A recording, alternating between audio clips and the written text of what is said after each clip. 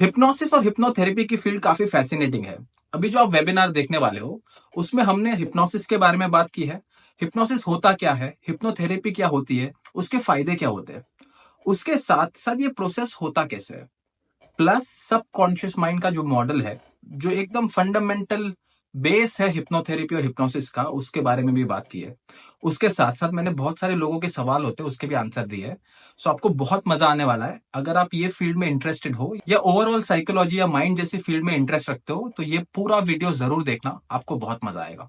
Okay. सो सबसे पहले तो सवाल आता है कि हिप्नोसिस क्या है। हिप्नोसिस सब सुनते हैं यार, हिप्नोटाइज कर दिया ये हो गया, तो हिप्नोसिस एक्चुअली में है क्या? ये क्या कुछ ऐसा कुछ जादू है, कोई किसी पे कर सकता है, या फिर कुछ ऐसी विद्या है जो अगर मैंने ले ली मेरे पास सुपर पावर आ गया तो किसी को हिप्नोटाइज कर दिया?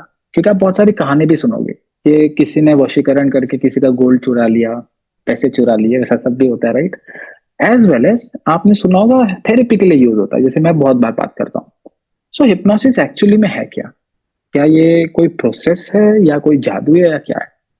तो हिप्नोसिस दो वेज में हो सकता है। जैसे किसी ने पूछा कि वर्बल नॉन वर्बल, इससे ज्यादा, इससे थोड़ा और मैं सिंप्लीफाई करूंगा, direct and indirect. Direct hypnosis मतलब मैं आपको कुछ फॉलो करने बोल रहा हूँ, आप रेडी हो मुझे फॉलो करने के लिए, और मैं आपको हिप्नोटाइज कर रहा हूँ, मतलब आपका कंसेंट है, आप रेडी हो and you are doing it. दूसरा होता है इनडायरेक्ट हिप्नोसिस, जहां पे हो सकता है कंसेंट ना हो और आपको पता भी ना हो कि कोई आपको ये ऐसा कुछ करने की कोशिश कर रहा है। सो दो फॉर्म्स हो सकते हैं।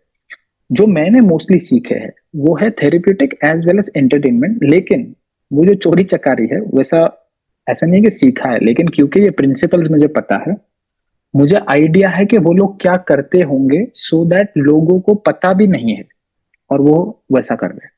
और ऐसा जरूरी नहीं है कि हिप्नोसिस, जैसे कुछ लोग बोलते हैं मेरा माइंड बहुत स्ट्रांग है और मैं हिप्नोटाइज नहीं हो सकता, तो वो बात गलत है। हिप्नोसिस का माइंड स्ट्रांग है या नहीं है उससे कुछ लेना देना नहीं। एक लेना देना है कि आप सामने वाले की बातें फॉलो छोटी मोटी भी कर रहे हो कि नहीं। वो हो सकता है फॉर्मली, जैसे मैं बोला, कोई जानबूझ के आपको हिप्नोटाइज करने की कोशिश करे, आपको पता है कि मैं ट्रांस में जाना चाहता हूँ, आपका कंसेंट है। और दूसरा हो सकता है कि इवन तो आपको नहीं पता, लेकिन आप उनकी अनकॉन्शियसली कॉन्शियसली बातें छोटी छोटी फॉलो कर रहे हो, तो हो सकता है आप हिप्नोसिस में चले जाओ। हिप्नोसिस एक्चुअली में जो स्ट्रॉन्ग माइंडेड से ज्यादा जिनका इमेजिनेशन अच्छा होता है, जो लोग एक पर्टिकुलर चीज पे आराम से फोकस कर सकते हैं लॉजिक दिए बगैर, उन वो अच्छे से जा सकते हैं। इसी वजह से स्पोर्ट्समैन है, जैसे क्रिकेटर्स, गोल्फर्स, बास्केटबॉल प्लेयर्स, वो लोग देखो जब भी गेम खेल रहे हैं और इतना हाई इंटेंस होता है ना, तो वो सब कुछ स्विच ऑफ कर सकते हैं और आराम से फोकस कर सकते हैं, राइट? तो those are the people who are very good hypnosis के सब्जेक्ट्स। सो हिप्नोसिस पहले ये कुछ नहीं है कि वीक माइंडेड ही जाएगा, स्ट्रॉन्ग माइंडेड, वो कॉन्टेक्स्ट के ऊपर डिपेंड करता है। लेकिन ये प्रोसेस क्या है, ये होता क्या है? तो अगर नॉर्मल हिप्नोसिस, आप हिंदी में दो वर्ड आप सुनोगे, एक है वशीकरण, जो थोड़ा नेगेटिव साइड पे, जैसे अभी एक मूवी भी आई थी आ, अजय देवगन की, उसमें वो शैतान है जो वश में करता है। लेकिन अगर और थोड़ा डिटेल में आप इसको पढ़ोगे तो आपको एक नाम कहीं ना कहीं पे आपने सुना होगा, सम्मोहन, सम्मोहित कर लिया, विच इज बेसिकली हिप्नोसिस। अगर सम्मोहन को आप थोड़ा बहुत ब्रेक डाउन करो ना, वो बोल रहे हैं कि मोहन हो रहा है, मतलब एक प्रोसेस है जहां पे दो जन मिलके, दोनों का इन्वॉल्वमेंट है और वो सम्मोहन क्रिएट हो रहा है।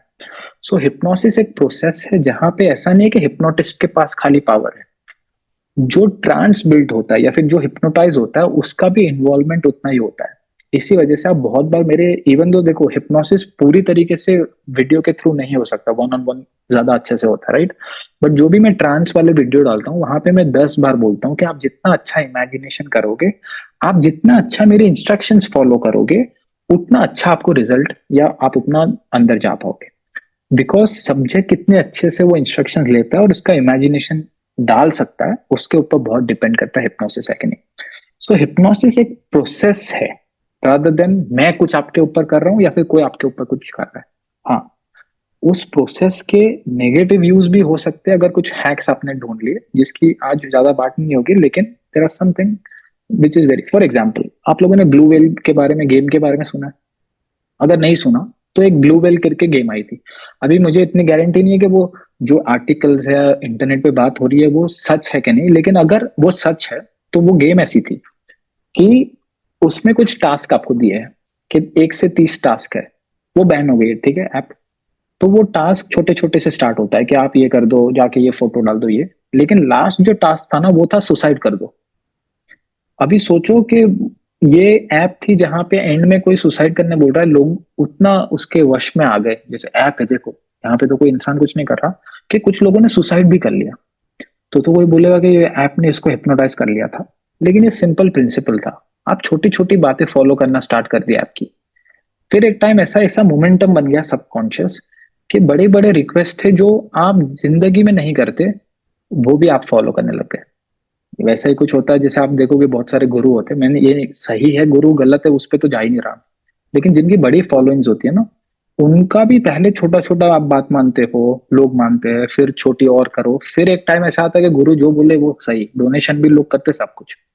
सो everywhere in the world at some level लोग कुछ ना कुछ वे में ऐसा कुछ कर देते जो उनके बस में नहीं था, ऑटोमेटिकली हो गया, which is again a form of hypnosis. लेकिन नॉर्मली अगर हिप्नोथेरेपी या एंटरटेनमेंट पॉइंट ऑफ व्यू से देखो, so it is a process जहां पे दो जन मिलकर ये ट्रांस क्रिएट करते हैं। लेकिन ये हिप्नोसिस से होता क्या है और क्यों ये हिप्नोटाइज जैसा फील होता है, तो उसके लिए आपको समझना होगा माइंड का एक मॉडल जो आपने बहुत बार सुना होगा, मैं भी बहुत बार बात करता हूँ, conscious mind and subconscious mind. कि हम सबको एटलीस्ट कभी ना कभी आपने सुना है कि आपका एक अवचेतन मन और चेतन, वैसा हिंदी में होता है, लेकिन कॉन्शियस एंड सबकॉन्शियस। अभी कॉन्शियस माइंड और सबकॉन्शियस माइंड का एक सिंपल मॉडल है। अगेन ये मॉडल है, ये थियरी नहीं है कि ये प्रूव हुआ है। माइंड एक ऐसी चीज है जो आप पकड़ नहीं सकते। हाँ ब्रेन है, ब्रेन के कॉर्टेक्स है, ये है वो है, ब्रेन एक फिजिकल चीज है, लेकिन आप सब लोग मानोगे कि खाली ब्रेन या फिर पूरा आपका जो नर्वस सिस्टम है वो माइंड नहीं है। माइंड उससे कुछ बड़ी चीज है, क्योंकि थॉट्स अभी भी किसी को नहीं पता कि ब्रेन में जनरेट कैसे होते हैं, ब्रेन में इमेजिनेशन कैसे आ रहा है, रात को ड्रीम्स क्या आएंगे, वो अभी भी कोई लॉजिकल पार्ट से पता नहीं चला। इसी वजह से खाली अगर सिंपली सोचो कि आपका ब्रेन और नर्वस सिस्टम एक हार्डवेयर है, जैसे कंप्यूटर में सीपीयू होता है जो उसका मेन कोर प्रोसेसर होता है, राइट, उसमें सब मेमोरी होती है, सब सेव होता है। लेकिन कुछ सॉफ्टवेयर होते हैं जो आप बाहर से इंस्टॉल करते हो, जिसको आप पकड़ नहीं सकते, लेकिन वो भी आपका कंप्यूटर कैसे रन करेगा, क्या सोचेगा, कैसा होगा, वो सब डिसाइड करता है। वैसे ही समझो माइंड, अगर आप कॉन्सेप्ट समझो तो एक सॉफ्टवेयर जैसा है जिसको आप पकड़ नहीं सकते। और क्योंकि वो फिजिकली प्रेजेंट नहीं है, या फिर कोई साइंटिस्ट उसको लॉजिकली देख नहीं सकता, उसको माप नहीं सकता, उसकी बहुत सारी थियरीज है कि माइंड में ये हो सकता है, माइंड यहां से आ सकता है, माइंड के ये प्रोसेस हो सकते हैं, लेकिन वो सब हाइपोथेसिस है, कोई भी आज कॉन्क्रीटली उसको प्रूव नहीं कर पाया। इसी वजह से इसको मैं थियरी ऑफ माइंड लोग बुलाते हैं, मैं भी बुलाता हूँ, लेकिन एक्चुअली ये मॉडल है। लेकिन कुछ मॉडल होते हैं माइंड के या कोई भी फील्ड में जो बहुत ही अच्छे से कुछ चीजों को एक्सप्लेन कर सकते हैं जो लोगों के साथ होती है, साइकोलॉजी जैसी होती है। और कुछ मॉडल्स होते हैं जो उतने इफेक्टिव नहीं होते। ये एक ऐसा मॉडल है जो वाइडली एक्सेप्टेड है कि कॉन्शियस माइंड और सबकॉन्शियस माइंड लोग का होता है। एज वेल एज जब हिप्नोथेरेपी वर्ल्ड में आप आते हो और कुछ चीजें देखते हो लोगों के साथ होते हुए, तो आप कंफर्म कर ही सकते हो कि हाँ भाई, लोगों के सबकॉन्शियस माइंड होते हैं और कुछ ऐसी चीजें होती है जो उनके हाथ में नहीं होती। सो आपको समझना है कि हम सबका एक कॉन्शियस माइंड है, एक सबकॉन्शियस माइंड है। और कॉन्शियस माइंड की कुछ खासियत है, जैसे फॉर एग्जाम्पल जैसे हम इवॉल्व हुए, राइट, तो हमारा लॉजिकल माइंड बहुत डेवलप हुआ कि हम कैलकुलेशन कर सकते हैं, हम कुछ बिल्ड करने लग गए, हम एनालिसिस करने लग गए कि ये होगा ना तो ये हो सकता है। तो साइंस भी डेवलप हुआ और हम इवॉल्व भी हुए। सो कॉन्शियस माइंड भी, जैसे कभी सबकॉन्शियस माइंड की बात आती है तो लोगों को लगता है कॉन्शियस माइंड कुछ है ही नहीं। कॉन्शियस माइंड के भी कुछ रोल्स है, जैसे सोचना, प्लान करना, क्या अच्छा है क्या बुरा है उसको लॉजिक देना, everything is in the conscious mind. Conscious mind के अंदर शॉर्ट टर्म मेमोरी है, जैसे आप ये डायग्राम में देख पा रहे होंगे कि short term memory. Short term memory क्यों बोल रहा हूँ, क्योंकि हो सकता है कि ये लॉन्ग टर्म में याद ना रखे चीजें। हाँ, अगर शॉर्ट टर्म में से लॉन्ग टर्म में चली जाती तो फिर आपको ज्यादा याद रहता है। फॉर एग्जाम्पल, अगर जैसे कुछ अभी कुछ नंबर आपको याद रखना है, आपके पास फोन नहीं है, पेन नहीं है, तो आप 9898 कुछ करके 10 नंबर याद कर रहे हो, तो आपके शॉर्ट टर्म मेमोरी में है। हो सकता है जब तक आप डायल कर दो या लिख दो तब तक आप याद रखो, फिर आप भूल जाते कि छोड़ो अभी तो मैंने लिख दिया, फिर आपको याद भी नहीं रहता। और एक सिनारी होता है कि कोई किसी को 10 नंबर याद है, वो बोल रहा है मन में कि 9898 लेकिन किसी ने बुला दिया, अरे इधर आना, और पूरा ध्यान आपका वहां पे चला गया ना, तो वो जो 10 नंबर थे ना उसमें से 5-6 नंबर गायब हो जाते हैं। क्यों? क्योंकि वो शॉर्ट टर्म मेमोरी में थे। और कॉन्शियस माइंड के पास कुछ चीजों पे ऊपर ध्यान रखने की कैपेबिलिटी भी कम है। जैसे फॉर एग्जांपल वो तीन चार चीजों पे ही ध्यान रख सकता है एक टाइम पे। फॉर एग्जांपल अभी आप मेरी आवाज सुन रहे हो, मेरे को देख रहे होंगे, हो सकता है कुछ लोग रीड कर रहे हैं, हो सकता है उसके साथ साथ आपके एनवायरमेंट में आप कुछ देख रहे होंगे। लेकिन अभी कुछ चीजें आप डिलीट भी कर रहे हो अपने कॉन्शियस अवेयरनेस से, इवन तो आपके एनवायरमेंट में है। फॉर एग्जाम्पल अभी जैसे मैं बोलूंगा ना, वो आपके कॉन्शियस अवेयरनेस में आएंगी चीजें, कि नोटिस करो आपका पैर कहाँ पे टच हो रहा है।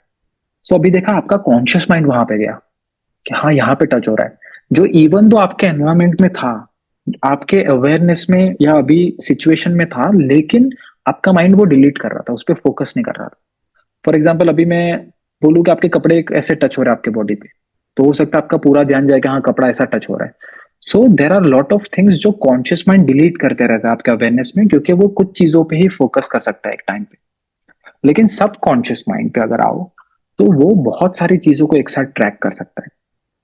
फॉर एग्जाम्पल इवन तो कॉन्शियसली आपका वहां पे फोकस नहीं है, लेकिन सब कॉन्शियस माइंड का सब जगह ध्यान रहता है और आपकी पूरे एनवायरनमेंट को स्कैन करते रहता है। इसके कुछ ना कुछ रीजंस एवोल्यूशनरी भी है, कि अगर आपका एनवायरनमेंट में आपका ध्यान कहीं और है, लेकिन आपका एक और माइंड है जो एटलीस्ट थोड़ा बहुत अवेयर है सब चीजों के साथ आसपास की, तो आपको सर्वाइवल में हेल्प होता है।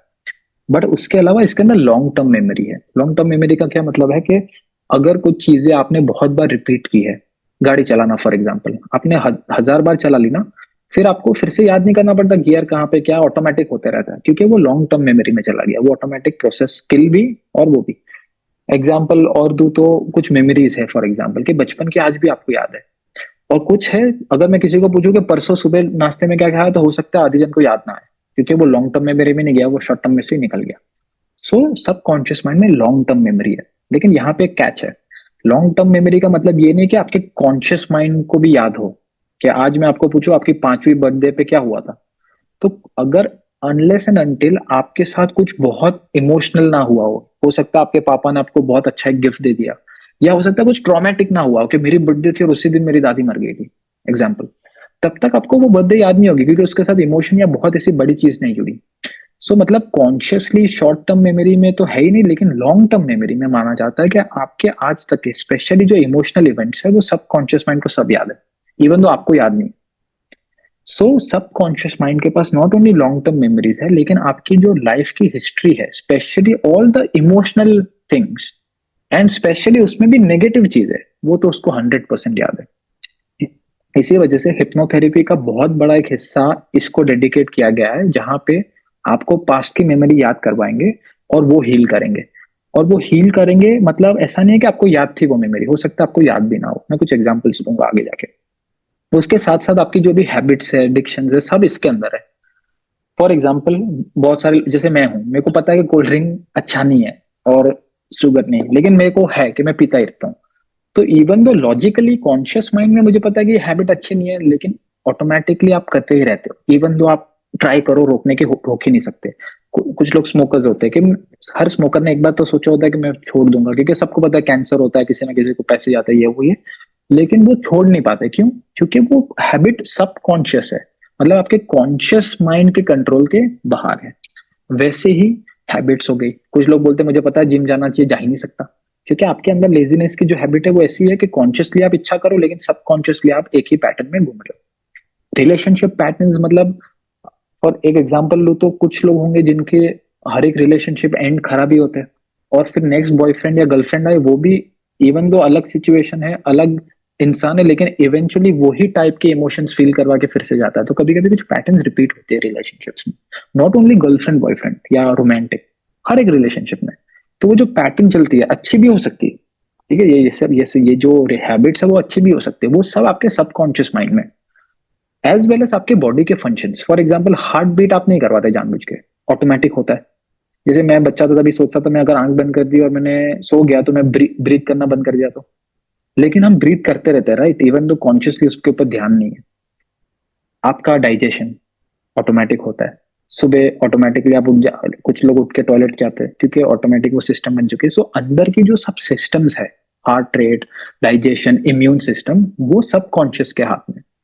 और आपका माइंड क्यों कंट्रोल करता है वो आराम से आप समझ जाओगे कि कुछ लोग होते हैं फॉर एग्जाम्पल जिनको एंजाइटी ज्यादा होती है ना, उस दिन उनको लेट से टॉयलेट डाइजेशन उनका बहुत ही फास्ट चलता है, ज्यादा सुसु आती है या फिर टॉयलेट जल्दी आ जाता है। कुछ लोग होते हैं जिनका फॉर एग्जाम्पल स्ट्रेस में तो हार्ट रेट बढ़ गया, एंजाइटी हो रही तो हार्ट रेट बढ़ जाता है, पसीना बढ़ जाता है, वो आप कंट्रोल नहीं कर सकते, ऑटोमेटिक होता है। मतलब आपका माइंड एंशियस है तो उसने आपके बॉडी को भी एंशियस किया। मतलब आपके सबकॉन्शियस ऑटोमेटिक माइंड के पास बॉडी के भी फंक्शंस है। इसका एप्लीकेशन क्या हो सकता है?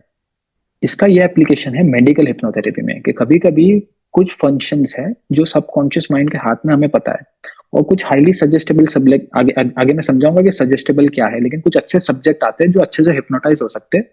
उनके आप इंटरनल मेटाबॉलिज्म और कभी कभी तो वेट लॉस वो सब में भी हेल्प हो सकता है, जस्ट प्योरली बाय हिप्नोसिस। क्योंकि आपके सबकॉन्शियस माइंड के पास ये कंट्रोल है।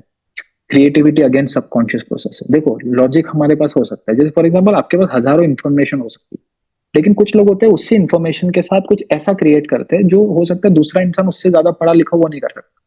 सो क्रिएटिविटी जो पार्ट है, जैसे इवन दो बॉडी के माइंड अपना ब्रेन को अलग अलग हेमिस्फीयर बोलते हैं, लेफ्ट के पास क्रिएटिविटी है, इसके पास ये, वैसा सब आपने सुना होगा, राइट के पास और लेफ्ट लैंग्वेज वैसा। लेकिन माइंड के मॉडल में सबकॉन्शियस माइंड के पास क्रिएटिविटी है। इसी वजह से बहुत सारे इन्वेंशन ड्रीम में हुए हैं। बेंजीन का जैसे for classic example structure, periodic table के जो अलग अलग एलिमेंट्स कहाँ पे होने चाहिए, ये कुछ फेमस है वो मैं बोलता हूँ, वो सब सपने में हो रहा है। इसका मतलब ये नहीं है कि सपने में ही होंगे। उसने दिन में जो इन्फॉर्मेशन ली कॉन्शियसली और उसकी नॉलेज थी, वो तो जरूरी थी, एनालिसिस जरूरी थी, लेकिन वो एनालिसिस से वो एक कंक्लूजन पे पहुंच नहीं पा रहे थे।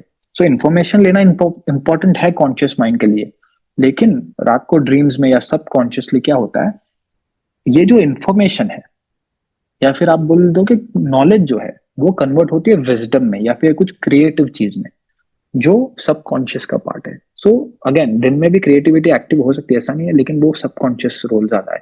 इसी वजह से बहुत सारा क्रिएटिव प्रोसेस, जैसे एक स्टोरी है थॉमस एडिसन की, कि वो बहुत सारे इन्वेंशन करते थे, आपको पता है लाइट बल्ब ये बहुत सारा कुछ करते थे।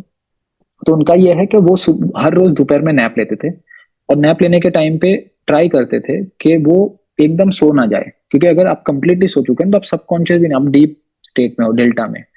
लेकिन आपको रहना है सबकॉन्शियस स्टेट में, मतलब अनकॉन्शियस मतलब लुढ़क गए, बेहोश हो गए समझो, कॉन्शियस मतलब अलर्ट हो, उसके बीच में आपको रहना है। सो वो मेटल बॉल देते थे बोलते हैं, और वो एक एक से बैठ जाएंगे, सोएंगे कुछ भी, और जैसे ही समझो वो सो गए ना कंप्लीटली, बॉल गिर जाएगा, क्योंकि अगर एकदम डीप चले गए तो बॉल गिरने की आवाज से वो उठते हैं, और फिर से वो थोड़े बहुत वो स्लीपी स्टेट में रहते थे। और इससे उनकी क्रिएटिविटी बहुत उनको मदद होती थी, जिससे आपको पता है कि इन्वेंशन भी उन्होंने बहुत सारे किए। तो ये भी है। कुछ लोग ये मानते हैं कि सबकॉन्शियस माइंड के पास स्पिरिचुअल कनेक्शन भी है, कि आपके माइंड के अंदर अगर स्पिरिचुअलिटी या सोल या ऐसी चीजों में आप मानते हो, तो आपका कॉन्शियस लॉजिकल माइंड चलो एनालिसिस करेगा, लेकिन आपका अनकॉन्शियस माइंड बहुत सारी स्पिरिचुअल चीजों के साथ भी कनेक्टेड। उसमें एक आ जाती है पास्ट लाइफ, अगर आप कर्मा में इंटरेस्टेड मानते हो, या आप मानते हो कि हमारे जन्म भी होते हैं बहुत सारे जिसमें हम कार्मिक साइकिल में होते हैं, तो बहुत सारे जो स्पिरिचुअल हीलर्स है वो मानते हैं कि सबकॉन्शियस माइंड में पास्ट लाइफ, पिछले जन्म की मेमोरीज होती है, और ये मेमोरीज को एक्सेस किया जाता है अगर आप सबकॉन्शियस स्टेट में जाते हो तो। और इंट्यूशन है बेसिकली कि एक आपके अंदर कभी कभी कुछ थॉट आते कि ऐसा हो सकता है ये, तो वो सब अनकॉन्शियस प्रोसेस है। लेकिन ये जो मॉडल है उसका फायदा क्या है हिप्नोसिस में? तो आप देखोगे कॉन्शियस और सबकॉन्शियस माइंड के बीच में एक आपने देखा है क्रिटिकल माइंड करके लिखा है ये डायग्राम में, और एक दीवार जैसी है, या फिर समझो एक पार्टीशन बना हुआ है कॉन्शियस सबकॉन्शियस में। जैसे जैसे हम बड़े होते हैं, फॉर एग्जाम्पल जब बचपन मतलब आपने जन्म लिया ना, तभी एग्जाम्पल अभी पास्ट लाइफ छोड़ दो, स्पिरिचुअल चीजें छोड़ दो कि आपको कुछ आप ब्लैंक हो सकते, आपका पूरा सबकॉन्शियस माइंड है, आपका कॉन्शियस लॉजिकल माइंड डेवलप नहीं हुआ। जैसे जैसे हम बड़े होते हैं, एवरेज बोल दो तो 7 8 10 साल तक टाइम लगता है, तब तक जैसे आपने कुछ वीडियो सुनेंगे 7 साल के बच्चे को तो आराम से रिप्रोग्राम किया जा सकता है खाली बोल बोल के वैसा। सो कुछ एज है तब तक ये पूरा लॉजिकल माइंड डेवलप नहीं होता, तब तक बच्चे अनकॉन्शियस स्टेट में, सब कॉन्शियस स्टेट में होते हैं। इसी वजह से देखोगे सीखते भी बहुत सारी चीजें हैं, लेकिन इन्फ्लुएंस भी बहुत जल्दी होता है। अगर 5 साल के बच्चे को बोल दो बाहर ड्रैगन आया था, अगर फायर निकाल रहा है तो वो मान लेगी, लेकिन वही चीज 14 साल के बच्चे को बोलोगे क्या अंकल फेंक रहे हो, क्यों? क्योंकि उसका लॉजिक डेवलप हो चुका है, उसको पता है कि ड्रैगन जैसी चीजें होती नहीं है। लेकिन ये बच्ची अभी भी मानती है, राइट, इवन तो उसने कभी देखा नहीं है। सो आप थोड़े बहुत सबकॉन्शियस होते हो, लेकिन फिर जैसे जैसे आपके आसपास के लोग दुनिया को आप देखते हो, आपका लॉजिक डेवलप होने लग जाता है। मतलब आपका कॉन्शियस माइंड तो डेवलप ही हो रहा है, लेकिन ये जो फिल्टर मैं बोल रहा हूँ ना, ये जो बीच में दीवार है, वो समझो एक फिल्टर जैसे काम करता है। ये फिल्टर कुछ ही चीजों को अंदर आने देता है, सब चीजों को अंदर नहीं आने देता। क्रिटिकल माइंड आपके सबकॉन्शियस माइंड में, या फिर आपके 10-12 साल तक कुछ चीजें आपकी वैल्यू, जैसे आप कोई रिलीजन में हो तो उसके कुछ वैल्यूज होते हैं, दुनिया क्या है उसके आपके थॉट्स होते हैं, आपके घर वालों से आपने ली होती है, वैसे करके आपके कुछ बेसिक कोर लॉजिक वैल्यूज वो सब बन जाती है। कोई भी चीज वो बेसिक जो आप सोचते हो या आप सबकॉन्शियस माइंड में जो है उसके साथ मैच करती है, वो अंदर जा सकती है। लेकिन उससे मैच नहीं करती है तो वो डिस्कार्ड हो जाती है। वो कॉन्शियस माइंड से आप भेजो भी तो वो सबकॉन्शियस में नहीं जाती है। उसका एक एग्जांपल देता हूँ। आप कितने जनों, जितने भी होंगे, 30-40 होंगे, मैं आपको बोलूँ कि आप सब लोगों, आप सबको बोलो कि आप 1 करोड़ रुपया कल आपके पास आएगा। मोस्टली हो सकता है कोई करोड़पति बैठा भी हो जिसने बहुत कमाया हो, लेकिन मोस्टली लोग बोलेंगे ऐसा नहीं हो सकता। अगर आपने एक्सेप्ट भी कर लिया, जैसे कुछ लोग पॉजिटिव अफर्मेशन करते हैं, ठीक है मेरे पास पैसा आए, ये आए वो, आपने मान भी लिया, लेकिन ये जो क्रिटिकल माइंड है, जिसको पता है कि मेरे पास्ट में कभी मेरे को करोड़ रुपए मिले नहीं है और मेरे को तो वैसे तो पैसे की प्रॉब्लम है, तो आप कितना भी पॉजिटिव चीजें अपने आप को या कोई भी आपको बोल देना, वो सबकॉन्शियस माइंड में जाएगी नहीं। लेकिन यही चीज मैं अगर शाहरुख खान को बोलूं, ये देखो कल करोड़ रुपए आएंगे, उसने तो कमाए होंगे, उसने तो करोड़ क्या 100 करोड़ कमाएंगे, तो उसके लिए, उसके माइंड के लिए या उसके क्रिटिकल माइंड के लिए ये चीज क्या है, मैच है जो ऑलरेडी मेरे लाइफ में एक्सपीरियंसेस में है। तो वो उसके क्रिटिकल माइंड में स्टॉप नहीं होगी, वो सीधा सबकॉन्शियस में जा सकती है। मतलब आपका क्रिटिकल माइंड कुछ चीजों को रोकता है, स्पेशली जो आपकी सबकॉन्शियस रियलिटी के साथ मैच नहीं करती। अभी हिप्नोसिस क्या करता है, कुछ देर के लिए समझो ये जो क्रिटिकल माइंड है ना, उसको साइड पे भेज दिया, ये माइंड है ही नहीं। मतलब आप कुछ भी कॉन्शियस माइंड से या बाहर से जो भी हिप्नोटिस्ट अगर कुछ भेजे, तो वो सीधा सब कॉन्शियस माइंड में विदाउट एनी लॉजिक, जैसे 2-3-4-5 साल के बच्चे कैसे एक्सेप्ट कर लेते कुछ चीजें, वैसे एक्सेप्ट होगा। तो हिप्नोसिस जो प्रोसेस है या हिप्नोथेरेपी मान लो, वो अगर आप डेफिनेशन बोलो तो ये जो क्रिटिकल माइंड है, और इसको क्रिटिकल फैकल्टी भी बुलाते हैं हिप्नोसिस की फील्ड में। So bypass of critical faculty is called hypnosis. मतलब कुछ देर के लिए आप इस क्रिटिकल माइंड या ये जो फिल्टर है उसको साइड पे भेज रहे हो। अगर समझो वो फिल्टर साइड पे चला गया, मतलब मेरे पास एक्सेस आ गया लॉन्ग टर्म मेमोरी का। मतलब मैं फिर कमांड दूं ना 3210, देखो बचपन की ऐसी मेमोरी याद आएगी जहां पे तू बहुत डर गया था, लेट से आज उसको डरने का प्रॉब्लम है, तो उसको वो याद आ जाएगी जो उसको आज तक याद नहीं थी। लेकिन कॉन्शियसली मैं पूछूं कि बचपन में तो डर रहा, मेरे को कुछ याद नहीं है, लेकिन वंस दिस इज गॉन, वो बाईपास हो जाता है और सब कॉन्शियस माइंड एक्सेसिबल हो जाता है। ये अगर एंटरटेनमेंट साइड पे देखो, तो फिर अगर समझो एक क्रिटिकल माइंड चला गया ना, उसको मैं बोलूं अभी तेरे हाथ चिपक जाएंगे, तू कितना भी उठाने की कोशिश करेगा तेरा हाथ ऊपर नहीं आएगा, क्योंकि अभी वो जो क्रिटिकल माइंड साइड पे है उसको पता, उसका लॉजिक ही एक्टिव नहीं है। वो कितना भी कोशिश कर ले, अगर वो ट्रांस स्टेट में चला गया तो उसका हाथ ऊपर नहीं आएगा। सो ईदर वेज आपको सबकॉन्शियस माइंड का एक्सेस मिल रहा है। इसका और एक स्ट्रेट फॉरवर्ड हेल्प क्या हो सकता है कि अगर आप अफर्मेशन कर रहे हो फॉर एग्जाम्पल, या आप कुछ पॉजिटिव भेज रहे हो, आपको पता है कि आपके अगर कॉन्शियस माइंड है या क्रिटिकल माइंड है वो उतना एक्सेप्ट नहीं हो रहा, लेकिन अगर ये हट गया है और फिर खाली मैं 10 बार आपको कुछ पॉजिटिव चीजें भी बोल दूं ना, you will be more happy in life, ये वो ये, इवन तो हो सकता है आपके माइंड के अंदर सबकॉन्शियस माइंड में मैं कुछ नेगेटिव चीजें नहीं निकाल रहा, लेकिन कुछ पॉजिटिव चीजें भी भेजू, तो चांसेस ज्यादा है कि ट्रांस स्टेट में आपका माइंड इजीली एक्सेप्ट करे उन चीजों को, स्पेशली जो हाईली सजेस्टेबल होते हैं, आगे मैं बात करूंगा उनमें। सो सबकॉन्शियस माइंड का एक्सेस लेने का एक जरिया है हिप्नोसिस। फिर वो एक्सेस लेके आप एंटरटेनमेंट करते हो, आप थेरेपी करते हो, आप कुछ पॉजिटिव चीजें बेचते हो, या आप कुछ और चेंज करते हो, या आप एक स्पिरिचुअल प्रोसेस करते हो। जैसे जैसे मैंने बोला, कुछ लोग मानते हैं कि पास्ट लाइफ की मेमोरी है, तो हो सकता है कुछ लोगों को पास्ट लाइफ की मेमोरी याद आ जाए। Anything that you do, you need to bypass this critical mind और एल्स योर कॉन्शियस लॉजिक, और ये करने का जो पूरा प्रोसेस है उसको हिप्नोसिस बुलाते हैं। ठीक है, अगर इजीली आपको समझ में आ रहा है तो एक बार खाली टाइप कर दो यस यस, तो मैं आगे जाता हूँ। वरना कुछ डाउट है तो मैं रुक के करूंगा, फिर मैं एक दो चीजें आपको बात करूंगा। ओके, सो अगेन, जैसे मैं बोला ये मॉडल है, लेकिन मॉडल काम करता है। अभी एक चीज मैं बोल दूं कि ये किन लोगों में आराम से हो सकता है। फॉर एग्जाम्पल, पहले तो अगर थेरेप्यूटिकली या एंटरटेनमेंट के लिए भी देखो, आपको इंटरेस्ट होना चाहिए कि मैं ये करूं, क्योंकि ये साइड पे ले जाने का एक प्रोसेस है लेकिन ले जाने के लिए आपका इन्वॉल्वमेंट भी उतना ही जरूरी है जितना हिप्नोटिस्ट की स्किल। बहुत सारे लोगों को ये होता है कि ये कुछ करेगा और मैं अंदर चली जाऊंगी। हाँ, उसके इंजेक्शन आते हैं। जो कुछ सर्टिफाइड साइकेट्रिस्ट होते हैं वो इंजेक्शन दे सकते हैं, वो सीधा अनकॉन्शियस लेके जाते हैं। जिसका एक थोड़ा बहुत क्लासिक एग्जांपल, वो एग्जैक्टली वो नहीं है, अलग दवाई भी है, उसका मैं नाम यहाँ पे नहीं लूंगा। लेकिन आपने देखा होगा कि कुछ मूवीज में कहीं पे देखते हैं कि कुछ इंजेक्शन देते हैं वो सच बोलने लग जाता है, राइट। सो मैं बात करूंगा नेगेटिव इफेक्ट पे। तो कुछ इंजेक्शन भी होते हैं जो आपको ये बाईपास करने में हेल्प करते हैं, but that is a different story. लेकिन नॉर्मली अगर हिप्नोसिस या कोई भी साइकोथेरेप्यूटिक प्रोसेस में अगर आपको सबकॉन्शियस माइंड का एक्सेस चाहिए, तो ऐसा नहीं है कि मैं कुछ कर रहा हूँ या फिर कोई और आपके ऊपर कुछ करेगा तो आप जाओगे। आपका इन्वॉल्वमेंट, आपका इंटरेस्ट और आपका इमेजिनेशन भी उतना ही जरूरी है। बल्कि मैं तो मानता हूँ जो स्किल है हिप्नोटिस्ट की वो तो कम्युनिकेशन है, वो आपको सिंपली समझा रहा है। जो ट्रांस डेवलप होता है और आप अंदर घुसते हो ना, वो तो प्योरली सब्जेक्टिव है कि ये सब्जेक्ट या क्लाइंट बोल दो वो कैसा है। यहाँ पे बात आती है सजेस्टिबिलिटी की। सजेस्टिबिलिटी मतलब कि आप कितने सजेस्टेबल हो, अगर कितने हिप्नोटाइजेबल हो। अगर सजेस्टिबिलिटी का दूसरा नाम मैं बोलूँ तो वो है आप कितने हिप्नोटाइजेबल हो। तो मैं एक डिग्री बोल देता हूँ कि अगर 100 लोग हैं, मतलब 100% पॉपुलेशन है, उसमें से 8 से 10% हाईली सजेस्टेबल लोग हैं।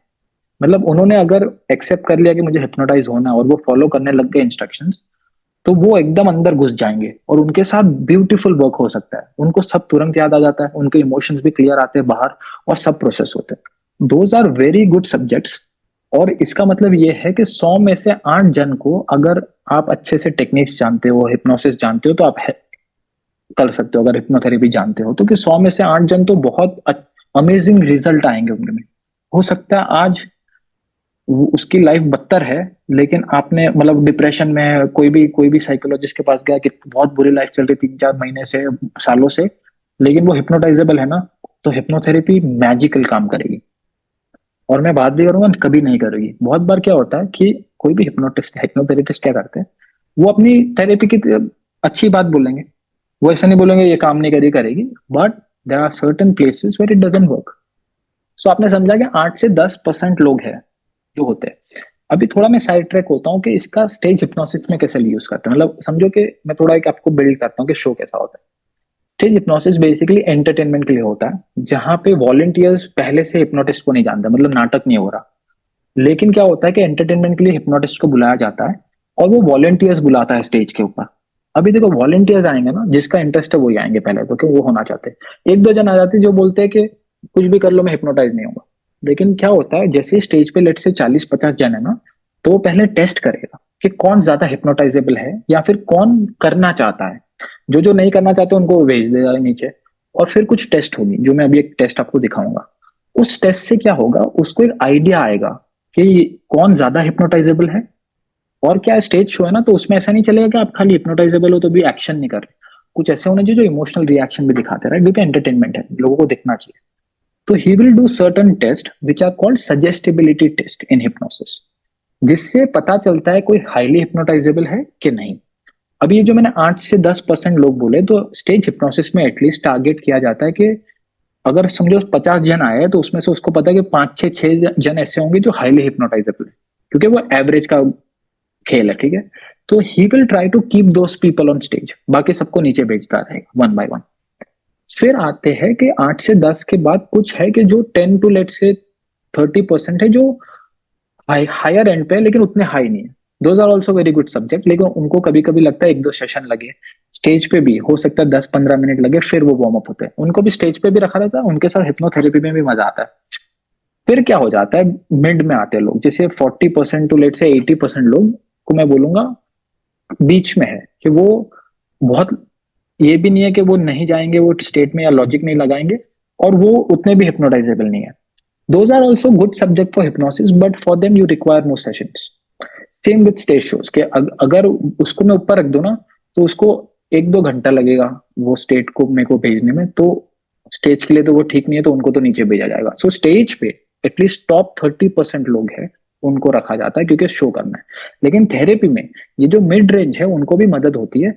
लेकिन जैसे मैं बोला, जैसे हाईली सजेस्टेबल कोई है या फिर जो बहुत डीप जल्दी जा सकता है, उसमें जितने कम रिजल्ट, कम टाइम में और जितने प्रोफाउंड रिजल्ट आएंगे वो हो सकता है कि इन लोगों के साथ टाइम लगे।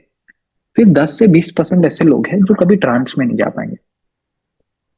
ये रीजन नहीं है कि उनको जाना नहीं है, लेकिन उनका माइंड ही उतना लॉजिकल है। फॉर एग्जाम्पल, अगर मैंने बोला इमेजिनेशन यूज करना है, अगर मैंने उसको बोला कि इमेजिन करो कि ये दोनों फिंगर्स मैग्नेट से पास में आ रही है, कुछ लोग होंगे जो इमेजिन कर पाएंगे क्योंकि उनका इमेजिनेशन है, अच्छा या बुरा जो भी है। लेकिन कुछ लोग है ना, वो कितना भी सोच ले उनका इमेजिनेशन काम ही नहीं करेगा, वो ऐसे ही हाथ रखेगा। So those are the people you can not use hypnotherapy much deeply with. अगर कोई ऐसा मेरे पास सब्जेक्ट आता है तो मैं या तो हो सकता है अपफ्रंट बोलूं कि भाई तू हिप्नोटाइजेबल नहीं है, वी माइट नॉट वर्क, या फिर मैं कोई ऐसी टेक्निक यूज करूंगा जो हिप्नोथेरेपी के बाहर है। हो सकता है EMDR करूं, हो सकता है हैंड राइटिंग दो, कुछ भी। Same in the case of stage shows, entertainment के कुछ ऐसे लोग होंगे जो हिप्नोटाइज नहीं होंगे, बिकॉज देखो 100 जन पे प्रोसेस तो एक ही हो रहा है, मतलब हिप्नोटिस्ट की स्किल तो सेम ही है, it is how much they can go in. अभी मैं एक टेस्ट दिखाने वाला हूँ, फॉर एग्जाम्पल सजेस्टिबिलिटी टेस्ट, मतलब देखने के लिए कि आप कितने हिप्नोटाइजेबल हो। कभी कभी कुछ इमेजिनेशन गेम खिलवाते हैं, मैं थेरेपी में भी करवाता हूँ, इवन तो बहुत सारे थेरेपिस्ट ये करने से डरते हैं, लेकिन ये करनी चाहिए सो दैट वी नो कि वो हिप्नोटाइजेबल है कि नहीं। जहां पे उनको कुछ चीजें, फॉर एग्जाम्पल अभी मैं जो वीडियो दिखाऊंगा उसमें वो जो हिप्नोटिस्ट है वो पूरे ग्रुप को, वो स्टेज शो चल रहा है, बोलेगा कि इमेजिन करो कि एक हाथ में तुम्हारे मैंने बुक रख दी है हेवी, और वो आपका हाथ ऑटोमेटिकली नीचे जा रहा है, इमेजिन करो। और दूसरे हाथ पे बोलेगा मैं बलून बांध रहा हूँ, वो ऊपर जा रहा है। वॉट, और फिर वो बोलते जाएगा इमेजिन करो इमेजिन करो। अभी क्या होगा कि जो हाईली हिप्नोटाइजेबल, जो फॉलो कर रहे हैं इंस्ट्रक्शन, जो डीप जा सकते हैं, और स्पेशली स्टेज शो है ना, तो आप देखोगे कुछ एक लड़का है वो तो ऐसे ऐसे एकदम नीचे ऊपर जा रहा है। दैट इज वो जो टॉप 10% की बात करूं ना, 8 से 10, आपको क्लियरली पता चल जाएगा ये 8 से 10% में। एक दो होंगे जो आजू बाजू देख रहे हैं कि ये क्या हो रहा है, वो बीच में कहीं तो उनको नीचे भेज देगा। और कुछ होंगे जो अच्छा रिएक्शन दे रहे हैं, जो टॉप 30 में है। बट ये सजेस्टिबिलिटी टेस्ट से पता चलता है कि सब्जेक्ट हिप्नोटाइजेबल है कि नहीं। मतलब अभी फॉर्मल हिप्नोसिस स्टार्ट नहीं हुआ, लेकिन आप स्क्रीन कर सकते हो। So I am going to show you the video, और फिर थोड़ी बातें करेंगे, और फिर मैं और थेरेप्यूटिक बातें भी करूंगा। तो रूम में जाते हैं हम लोग, तो यहाँ पे जाओ। ये मेरी क्रोम की स्क्रीन आपको दिख रही है, होपफुली दिख रही है।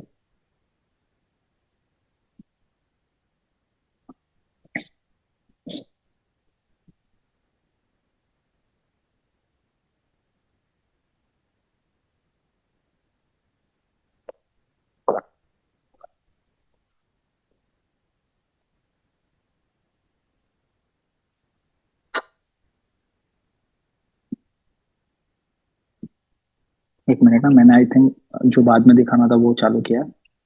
अम, हाँ ये वाला, सॉरी।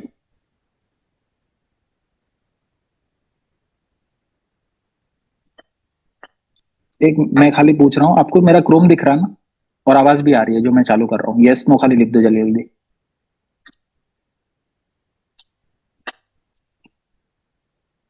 No sound. साउंड आ रहा है संजय? एक कोई ना बोल रहा है कि साउंड, ओके मैं साउंड में सेट कर देता हूँ, 1 मिनट रुक जाओ। लेट्स गो जूम, जूम पे अभी साउंड आएगा, डोंट वरी, मेरे पास सब सेटिंग है यहाँ पे। अभी देखो मैं प्ले कर रहा हूँ, 2 सेकंड, साउंड आ रहा है? Right hand goes palm down. आया साउंड? ओके। सो ये मैं जैसे बोल, सजेस्टेबिलिटी टेस्ट कर रहा है वो बलून वाला इमेजिनेशन करवा के। So enjoy for 2 minutes. Trying to be like this. The right hand goes palm down. Perfect. Focused. Deep breath in. And when I hear that laughter in the audience, I know somebody got it wrong. I haven't noticed yet. Right hand is palm down. We're all together. Deep breath in. Exhale, feeling fine. If you focus right there in the center of my hand, realize your imagination is going to be so clear, so vivid. What I described, you'll see with amazing detail. Close your eyes now and listening to this. Although you're completely wide awake, totally aware of your surroundings, I want you to imagine that you can still see me. And I want you to imagine that I'm holding in my left hand a book. It's a heavy book, thick book, and a book you'd find at the library. I'm going to really focus on what this book looks like. Give it a color. No matter what color you want it to be, you can't possibly be wrong. there's any writing on this book, make that clear as well. Make it so clear, make it so vivid, it sits there in your own mind's eye. Realizing that in a moment, I'm going to drop this book on your left hand. You'll feel the weight of it there immediately. If you're not beginning to feel it already. But first, allow this book to float in closer so you can actually see the texture of the cover with all its clarity. I'm going to give this book to everybody all at the same time. It will not startle you. You'll keep your eyes shut. That's on the count of 3. You ready? Focus on it. 1, 2, and 3. Feel the book on the left hand. That's right. And as you do, begin to discover that this book can slowly start to get heavier. Now, as the book begins to increase its weight and you allow yourself to focus more than you were a moment ago, focus on me, listening to this.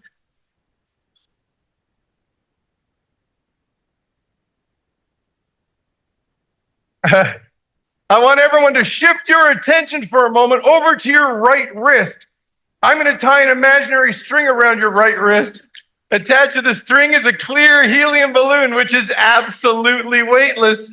You're going to feel the opposite effect going to take place on the right hand on the count of 3, as it'll start to slowly and effortlessly rise into the air all on its own.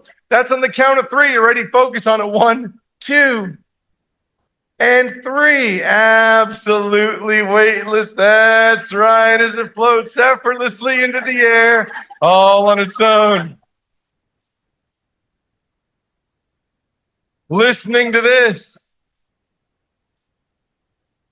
I'm going to give everybody another book on the left hand, twice as heavy as the first one on the count of 3. You ready? 1, 2, and 3. Feeling it now. That's right. And another clear helium balloon floating weightlessly into the air. I'm going to snap you all out of this on the count of 3. As soon as you open your eyes, look at your own hands. 1, 2, wide awake on 3. Now, give them a big round of applause so far. Let's go back. So आप लोगों ने देखा कि ये suggestibility test हुई। इसमें आपने देखा कि कुछ लेवल पे कुछ लोग थे जो हो रहे थे, कुछ लोग बीच में थे, और एक लड़का आपने देखा, जो मैं बात कर रहा हूँ टॉप 8 to 10%, कि वो लोग अगर इन्वॉल्व हो जाए इच्छा से तो वो लोग बहुत डीप जा सकते हैं इंस्टेंटली। अभी भी ये टेस्ट हो रही है। सो थोड़ा साइड ट्रैक। ऐसे शोज में क्या होता है, ये चेक कर रहा है कि कौन रिस्पॉन्ड कर रहा है। अभी वो लड़का नीचे नहीं जा रहा, कि ये लड़का मजेदार है, लोग देख रहे हैं और ये हिप्नोटाइज हो सकता है, तो उसको रखेगा। 1-2 लड़के थे जो साइड पे देख रहे थे या फिर बहुत ऊपर नीचे नहीं हुआ होगा, those are somewhere in the middle, उनको वो नीचे भेजता रहेगा, सो दैट एक ग्रुप हो जाए जो हाईली हिप्नोटाइजेबल हो, उनके पास साथ फिर वो इमेजिनेशन वाले सब चीजें करता है, वो लोग को फील होता है वो। बट दैट इज वेयर, जैसे किसी ने सवाल पूछा कि मैं हिप्नोथेरेपी करूं, मेरे ऊपर कभी अगर फ्यूचर में EMDR करूं या कुछ, पहला तो मेरा ये सवाल है कि आप कितने सजेस्टेबल हो कि नहीं। दैट इज वेयर अगर आपका हिप्नोथेरेपिस्ट ये करता है तो अच्छी चीज है, क्योंकि बहुत बार क्या होता है हिप्नोथेरेपी में, ये कोई स्टेज शो था, राइट? स्टेज में बहुत बार लोग इतना डीप घुसा देते हैं जो थेरेपी में नहीं घुसा सकते, और क्योंकि कुछ प्रिंसिपल्स वो यूज नहीं करते। So sometimes certain hypnotherapist will not use suggestibility test, वो डायरेक्ट आपके साथ प्रोसेस स्टार्ट करेगा। हाँ, वहां पे हो सकता है आप हाईली हिप्नोटाइजेबल हो और आपको फायदा हो, लेकिन वो स्क्रीन नहीं करते। That is where I think hypnotizability, specially आप हिप्नोथेरेपी कर रहे हो तो होने चाहिए कि सजेस्टेबिलिटी टेस्ट, ये जो टेस्ट हो रही थी ना, वो पार्ट है पूरे हिप्नोसिस का। It gives you a feedback saying ये सब्जेक्ट, ये क्लाइंट को मैं हेल्प कितने डीप कर पाऊंगी। और कभी कभी तो आपको पता चलता है ना हाईली हिप्नोटाइजेबल है, तो आप प्रोसेस क्या करोगे ना, वो भी बहुत ईजी हो जाता है। लेकिन आप लोगों के लिए अगर लेट्स आपको हिप्नोथेरेपी करवानी है या फिर हिप्नोसिस का शो प्रोसेस करवाना है एंटरटेनमेंट के लिए, one very good indication is आपका इमेजिनेशन कैसा है। उसके लिए भी आपको ज्यादा दूर नहीं जाना। आपने अगर कोई मेरे वीडियोस किए लेट्स से, उसमें आप कितने अच्छे से इंस्ट्रक्शंस फॉलो कर पाते हो। जैसे आप देखोगे, आपको कभी कभी आप मेरे कमेंट्स पढ़ना, स्पेशली लंबे वीडियो, क्योंकि देखो इवन तो 15 मिनट का सबके लिए हो रहा है, लेकिन कुछ हाईली सजेस्टेबल लोग होते हैं ना, वो बहुत अच्छा कमेंट लिखते हैं। मेरे को पता चल जाता है कि ये इंसान अगर थेरेपी में आ गया या फिर ऐसा शो में, और ये अगर करना चाहेगा तो ये डीप जाए, क्योंकि you can see then there are certain comments saying कि मैं रिलैक्स ही नहीं हो पाया, मैं इमेजिन ही नहीं कर पाया। So those I would say are somewhere in the middle, जो हो सकता है वो उतने हिप्नोटाइजेबल ना हो। सो अगर आपको खुद का समझना है कि आप कितने जल्दी ऐसे स्टेज में जा सकते हो कि नहीं, तो सबसे इजी इंडिकेशन होगा, मेरा कोई वीडियो अगर आपने ट्राई किया और आपने अच्छा फील करे हो, तो हो सकता है कि आपके लिए हिप्नोथेरेपी ऐसी चीजें अच्छी हो। अगेन, ये आपकी या किसी के हाथ में नहीं होता, ये कैसे माइंड प्रोग्राम हुआ है सोचने में और किसी की सजेशन लेने में, वो होता है। कभी कभी कॉन्टेक्स्ट पे भी डिपेंड होता है। फॉर एग्जाम्पल, स्टेज में आपको पता है कि लोग हंस रहे हैं मेरे पे, तो स्टेज पे वही जो जन हिप्नोटाइज होंगे जिनके ऊपर कोई हंसेगा, तभी भी उनको मजा आता है या फिर फर्क नहीं पड़ता। यहाँ पे कोई इंट्रोवर्ट लड़का जाके खड़ा नहीं हो जाएगा जिसको, फॉर एग्जाम्पल, वो होगा भी ना तो वो हिप्नोटाइज नहीं होगा। लेकिन हो सकता है वही लड़का थेरेपी में है जहां पे उसका कोई देख नहीं रहा है, तो उसका माइंड अलग वे में रिएक्ट करे। इसी वजह से कभी कभी कॉन्टेक्स्ट के ऊपर भी डिपेंड करता है कि कहाँ पे थेरेपी हो रही है या फिर कहाँ पे ये हिप्नोसिस हो रही है थेरेपी से ज्यादा। बट यूजुअली सजेस्टिबिलिटी टेस्ट होती है हिप्नोसिस में टू अंडरस्टैंड कि वो सब्जेक्ट मैं जो करवा रहा हूँ या फिर मैं जो हिप्नोटाइज कर रहा हूँ वो हो भी रहा है कि खाली वो खाली फॉलो कर रहा है। एंड वंस हिप्नोसिस में पता चल जाए कि नहीं ये रिस्पॉन्स आ रहा है, कि ये सजेस्टेबल है इंसान, फिर थेरेपी स्टार्ट होती है, फिर आगे का प्रोसेस होता है, तो वो मैं समझाऊंगा। अभी हिप्नोथेरेपी के बारे में थोड़ा बहुत कमेंट करते हैं, क्योंकि जो मेन ग्रुप है वो हिप्नोसिस से ज्यादा मुझे लगता है कि हिप्नोथेरेपी जैसे प्रोसेसेस में ज्यादा इंटरेस्टेड है। तो थोड़ा बहुत साइड नोट पे हम हिप्नोथेरेपी की बात करते हैं। सो आपने समझा कि आपका एक सबकॉन्शियस माइंड है, और ये सबकॉन्शियस जो माइंड है उसके अंदर बहुत सारी चीजें हो सकती है। सो हिप्नोथेरेपी में जैसे मैं बोला कि होता प्रोसेस हिप्नोसिस का ही है। जैसे ये स्टेज पे तो हंसी मजाक हो रहा था, थेरेपी में होता है कि आपके अंदर कुछ पॉजिटिव चेंजेस लाने हैं या फिर पुरानी नेगेटिव चीजें निकालनी है। जैसे किसी ने पूछा मेरी हैबिट कैसे चेंज हो सकती है। सो वन क्लासिक एग्जांपल, अगर हैबिट का लो, अगर मैं हिप्नोथेरेपिस्ट हूँ तो हो सकता है किसी को लेके आऊं, वो समझो सजेस्टेबल है इंसान या जा सकता है ट्रांस में, उसको मैं लेके जाऊं हिप्नोसिस में, और फिर उसको खाली पॉजिटिव बातें बोलो कि उसको जो भी हैबिट करनी है, कि तू आज से आ, सब कुछ हेल्दी खाएगा, आज से तू जब भी खाने बैठेगा तू सब ग्रीन वेजिटेबल खाएगा, मतलब समझो हेल्दी ईटिंग का। तो मैं प्योर सजेशन दूंगा। सो वो सबसे प्योरेस्ट फॉर्म है हिप्नोथेरेपी का, जहां पे कोई प्रोसेस नहीं हो रहा, खाली सजेशन दी जा रही है।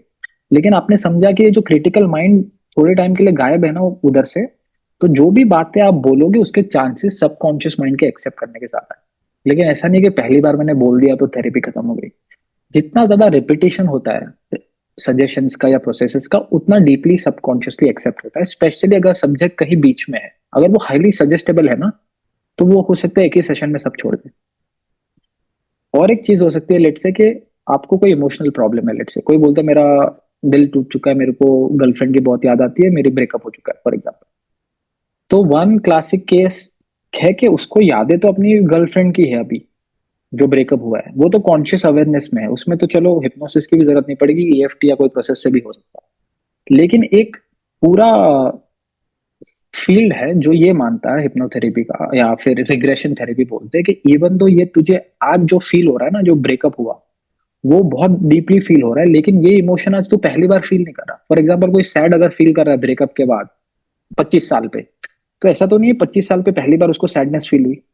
सैडनेस तो 17 साल पे भी हुई हो सकती है जब भी बेस्ट फ्रेंड ने फोन नहीं उठाया। सैडनेस तो 10 साल पे भी हो सकती है जब मम्मी ने कुछ लेने के लिए ना बोल दिया। सैडनेस 1 साल पे भी इवन तो उसको याद नहीं है, लेकिन हो सकती है जहां पे हो सकता है पापा ने कुछ डांट दिया था। सो एक स्कूल ऑफ थॉट ये कहता है कि इवन तो आज आपको जो भी इमोशनल प्रॉब्लम है, और हो सकता है आपको कॉन्शियसली आप बोल दो कि ये 2 साल पहले हुआ ना उसकी वजह से है, लेकिन आपको हर एक नेगेटिव इमोशन 2 साल के पहले एटलीस्ट, आपके 2 साल की लाइफ जब तक जीरो, जब लेट से मम्मी के पेट में थे, वहां से 2 साल तक आपने सब इमोशन फील कर लिए।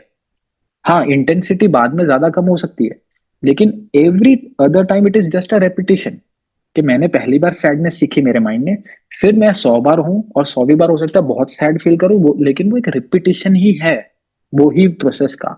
इसी वजह से हिप्नोथेरेपी में एक फील्ड है जिसको बोलते हैं रिग्रेशन थेरेपी, जहां पे आपको पास्ट की मेमोरी में लेके जाते हैं जो आपको याद नहीं है। उनका ये मानना है कि जो वेरी फर्स्ट मेमोरीज है, जब एक पर्टिकुलर इमोशन या एक आपने बिलीफ सिस्टम, लेट से कोई बिलीव करता है कुछ नेगेटिव या कोई फेयर सिखा है, तो सबसे इनिशियल फॉर्मेटिव जो बचपन की मेमोरीज है उनको पहले हील होना चाहिए, क्योंकि वो चेन वहां से स्टार्ट हुई थी। सो वहां पे अगेन हिप्नोथेरेपी का रोल आता है। फिर प्योरली क्रिएटिविटी पॉजिटिव चीजों के लिए भी यूज किया जा सकता है। कुछ लोग क्रिएटिव प्रोसेस के लिए करते हैं, जहाँ पे कुछ इमेजिनेशन करते हैं, या फिर सुबह उठ या रात को सोने से पहले कुछ करते हैं। थेरेपी में भी क्रिएटिविटी इंक्रीज करने के लिए लोग मिलते हैं, जहाँ पे पॉजिटिव सजेशन और इमेजिनेशन का रोल होता है। स्पिरिचुअल अगेन अगर समझो, अगर आप मानते हो कि स्पिरिचुअलिटी मतलब कर्मा है, ये है, तो आप पास्ट लाइफ में भी जा सकते हो, कुछ चीजों को हील कर सकते हो। एक तो सॉरी, मेरे को अभी पता चला मेरा कैमरा तो वहां पे है, मेरे को लगा मेरे यहाँ पे। सो आप बहुत सारी चीजें उसमें भी हील कर सकते हो, सो दैट आप कुछ चेंजेस स्पिरिचुअली कर पाओ। अभी स्पिरिचुअल में थोड़ा साइड नोट पे बोल दो, इवन तो जैसे मेरे आपके कुछ वीडियोस में आपने मेरे को सुना होगा कि मैं बहुत साइंटिफिक हूँ, लेकिन I try to stay neutral now, क्योंकि कुछ चीजें मैंने ऐसी देखी है। लेकिन मैंने ये देखा है कि कुछ लोग मतलब बहुत एफर्ट करते हैं ना कि इसमें स्पिरिचुअल ही प्रॉब्लम है, मेरा कर्मा ही, ऐसा नहीं है कि करंट लाइफ में कुछ प्रॉब्लम है या कुछ। वो मोस्टली उतना डीप जा भी नहीं सकते वो प्रॉब्लम में, और कभी कभी उनका इमेजिनेशन ही होता है, वो एक्चुअल नहीं होता। सबसे बेस्ट स्पिरिचुअल सेशंस वो होते हैं जो स्पॉन्टेनियसली होते हैं, जहां पे आपने सोचा नहीं है कि ऐसा कुछ दिख जाएगा या ऐसा कुछ होगा, और फिर आपको सबकॉन्शियस माइंड दिखाता है। सो इसी वजह से मैं बहुत कम ट्राई करता हूँ कि अगर मैं सेशंस भी करूंगा तो मैं बहुत करंट लाइफ, ये जो लाइफ की मेमोरी, ये मॉडल, लेकिन स्पिरिचुअल मॉडल को दूर रखता हूँ। और कुछ लोग आते भी है कि सर नहीं, मेरा प्रॉब्लम तो पास्ट लाइफ से, मेरे हस्बैंड के साथ ये जो रिलेशनशिप प्रॉब्लम है ना, वो यहाँ नहीं, वो है। उन लोगों को दिखता है ना, तो मेरे को पता है कि इमेजिनेशन नहीं है, क्योंकि you can clearly sometimes, once you are a therapist, you do many sessions, you know के कौन कैसा है या फिर सबकॉन्शियस है कि नहीं। बट अगेन, स्पिरिचुअल चीजें बहुत स्पॉन्टेनियसली अगर हो जाए तो बहुत अच्छी होती है, और मैंने कुछ ऐसे चीजें देखी भी है। सो हिप्नोथेरेपी अभी किस चीज में अप्लाई कर सकते हो? मेरा मानना है, एक तो कोई भी साइकोलॉजिकल इमोशनल प्रॉब्लम कोई भी हो दुनिया का, हिप्नोथेरेपी अप्लाई हो सकती है, क्योंकि मोस्टली सब सबकॉन्शियस है। प्योर सजेशन बोल दो या उसके मेमोरीज में जाके हील करो, हो सकता है। फिर आप एडिक्शंस, हैबिट्स, उसमें भी हिप्नोथेरेपी आती है। मतलब हिप्नोथेरेपी की एप्लीकेशन बहुत वाइड है।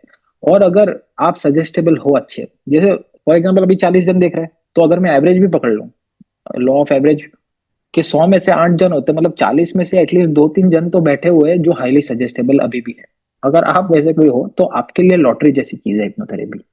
अगर आप वो लास्ट 20% वाले हो जिनको हिप्नोथेरेपी उतना हेल्प नहीं करेगा, तो आप 100 सेशन भी कर लो, आपको, हाँ, कुछ, जैसे थेरेपिस्ट के पास जाओ, अपनी बातें बोलो, आपको एक्सपेक्टेशन है कुछ हील होगा, तो उसके बेनिफिट्स तो आप कोई भी कर लो, थेरेपी तो वो होते हैं, लेकिन वो जो हिप्नोथेरेपी के कोर बेनिफिट्स है ना, वो हो सकता है आपको ना हो। एज वेल एज, ये देखो, बहुत सोच सोच के मैं बोलता हूँ, लेकिन कुछ फिजिकल चीजों में भी हेल्प हो सकती है। किस में नहीं होती मैं पहले बोल दूँ, क्योंकि मुझे सबसे ज्यादा मैसेज आता है कि सर हाइट इंक्रीज करनी है।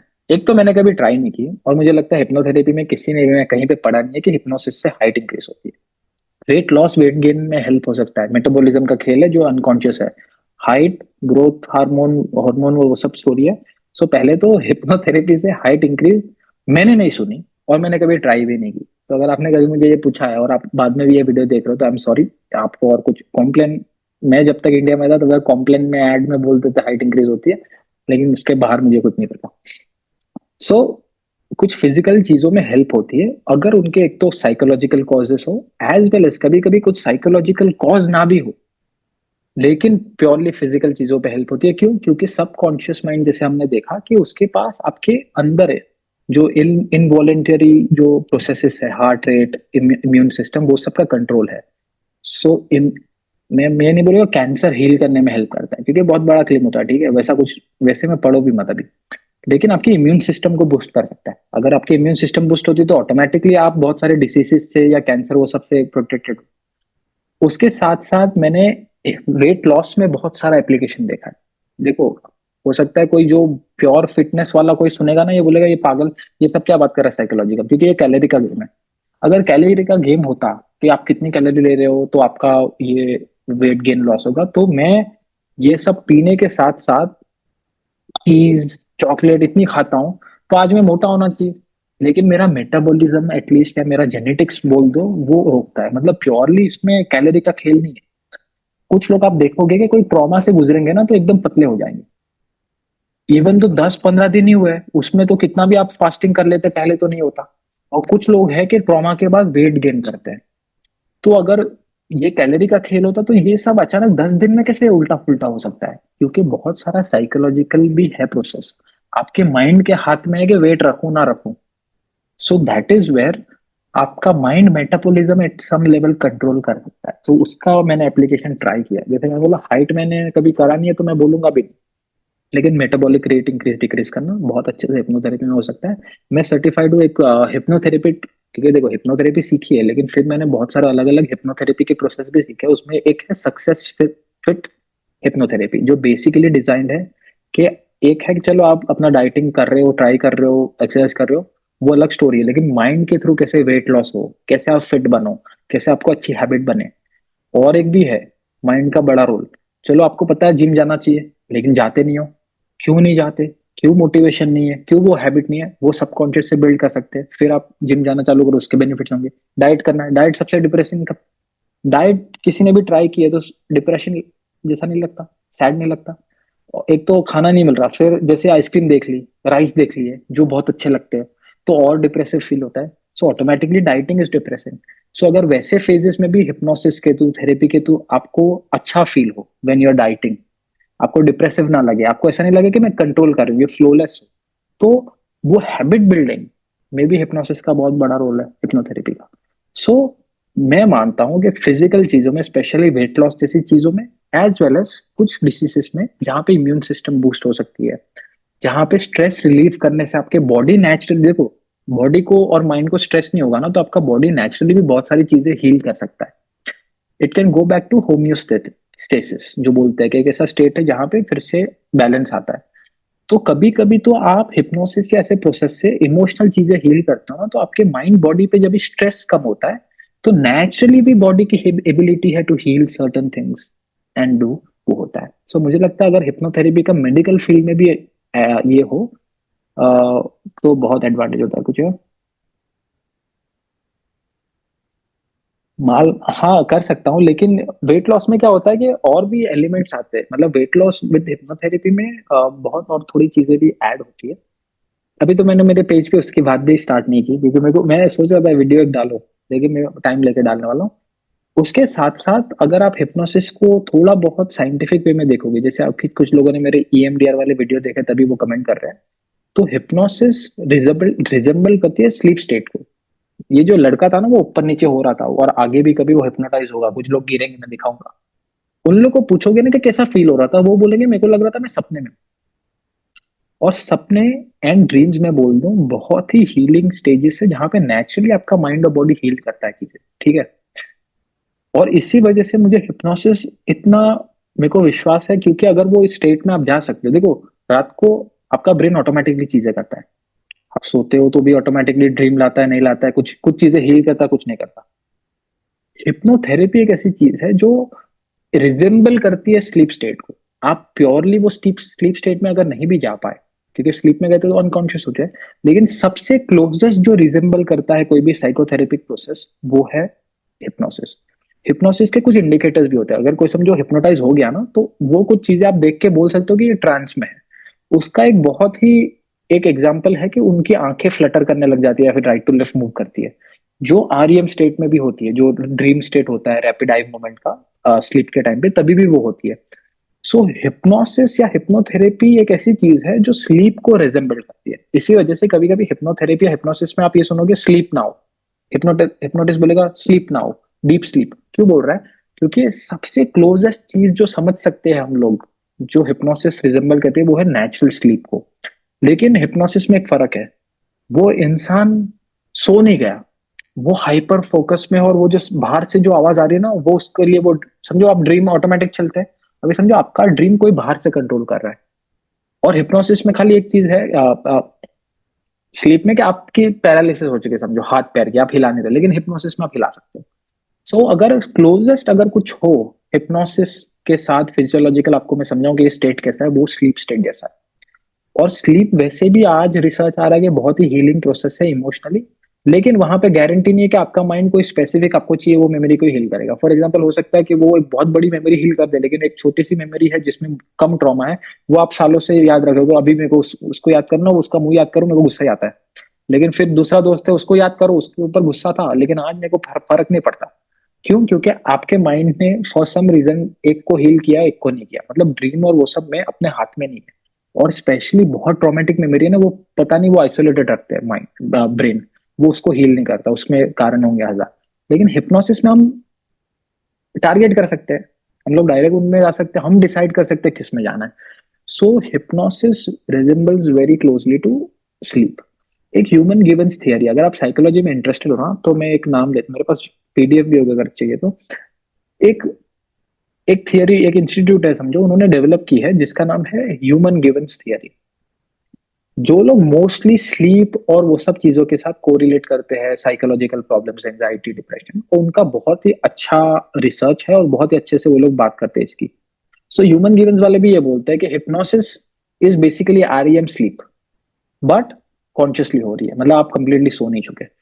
सो थेरेप्यूटिक बहुत पोटेंशियल है, बट जैसे मैंने बोला, आप बहुत बार सुनोगे अगर कोई हिप्नोथेरेपी कर रहा है, उनकी भी गलती नहीं, वो बेचारे, हो सकता है उनको तो ये पहले तो ये पता ही नहीं कि इतनी सजेस्टिबिलिटी भी होती है, क्योंकि मैं एक ऐसा हूँ जो डीपली गया है, मैंने पीएचडी कर लिया समझो इसमें, लेकिन मेरे पास हिप्नोसिस की पीएचडी नहीं है, लेकिन मैंने कर लिया। लेकिन वो लोग बोलेंगे कि हाँ 100 क्लेम्स वैसे करेंगे, लेकिन फिर हेल्प नहीं होगी। क्यों? क्योंकि हो सकता है आप सजेस्टेबल ना हो या उतना नहीं हो। So even though hypnotherapy at core can be very helpful, and वो सबकॉन्शियस प्रोसेस है ना, कोई भी सबकॉन्शियस प्रोसेस आपको लॉन्ग रन में एंड परमानेंटली हेल्प करेगा।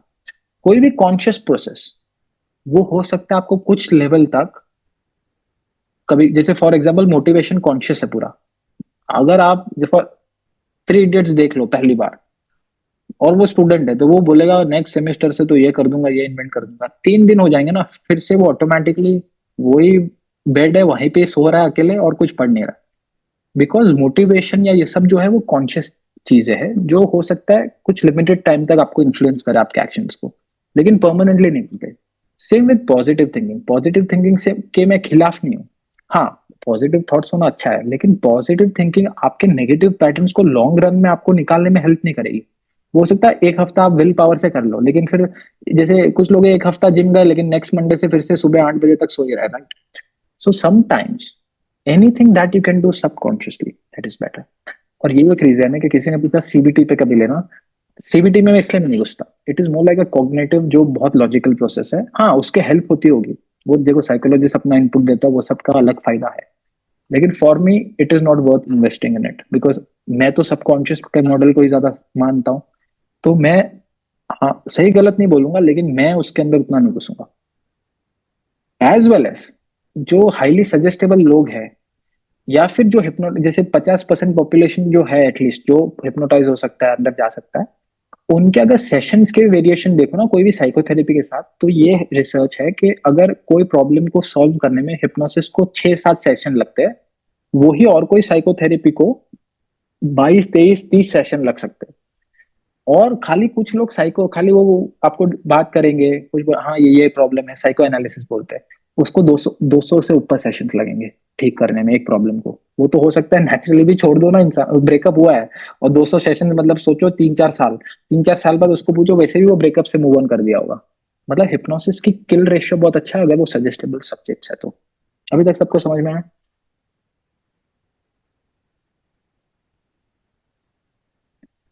मैं मैसेंजर एंड इंस्टाग्राम, ओके मैं देखता हूँ। सो अभी तक सबको समझ में आया? मेरा वैसे ऑलमोस्ट, मैं न्यूजीलैंड में हूं ना, तो मेरा समझो कि 12 बज चुका है, तो मैं कल देख लूंगा। ओके, सो ये था कि हिप्नोसिस क्या है, थोड़ा बहुत आपने इंट्रोडक्शन समझा कि सबकॉन्शियस माइंड क्या क्या हेल्प हो सकता है, but as I told you entertainment के लिए भी यूज होता है। तो हिप्नोसिस का एक स्ट्रक्चर होता है, जैसे फॉर एग्जांपल ये सजेस्टेबिलिटी से मुझे पता तो चल गया कि ये बंदा हिप्नोटाइज हो सकता है मेरे से, क्योंकि ये सजेस्टेबल है। लेकिन अब प्रोसेसेस क्या करूं, अब क्या करूं ऐसा जिससे वो हिप्नोटाइज हो? तो हिप्नोसिस का एक स्ट्रक्चर है सिंपल, जो आप ये देख रहे हो। सो ये 4 स्टेजेस आप देखोगे। पहला आप देखोगे हिप्नोटिक इंडक्शन, मतलब यहाँ पे एक्चुअली फॉर्मल हिप्नोसिस स्टार्ट हो रहा है। आपने देखा हो, जैसे किसी ने पूछा आई गेज, किस आपने देखा होगा कहीं पे ऐसा घड़ी लटका के टाक टाक टाक टाक इसको देखते रहो।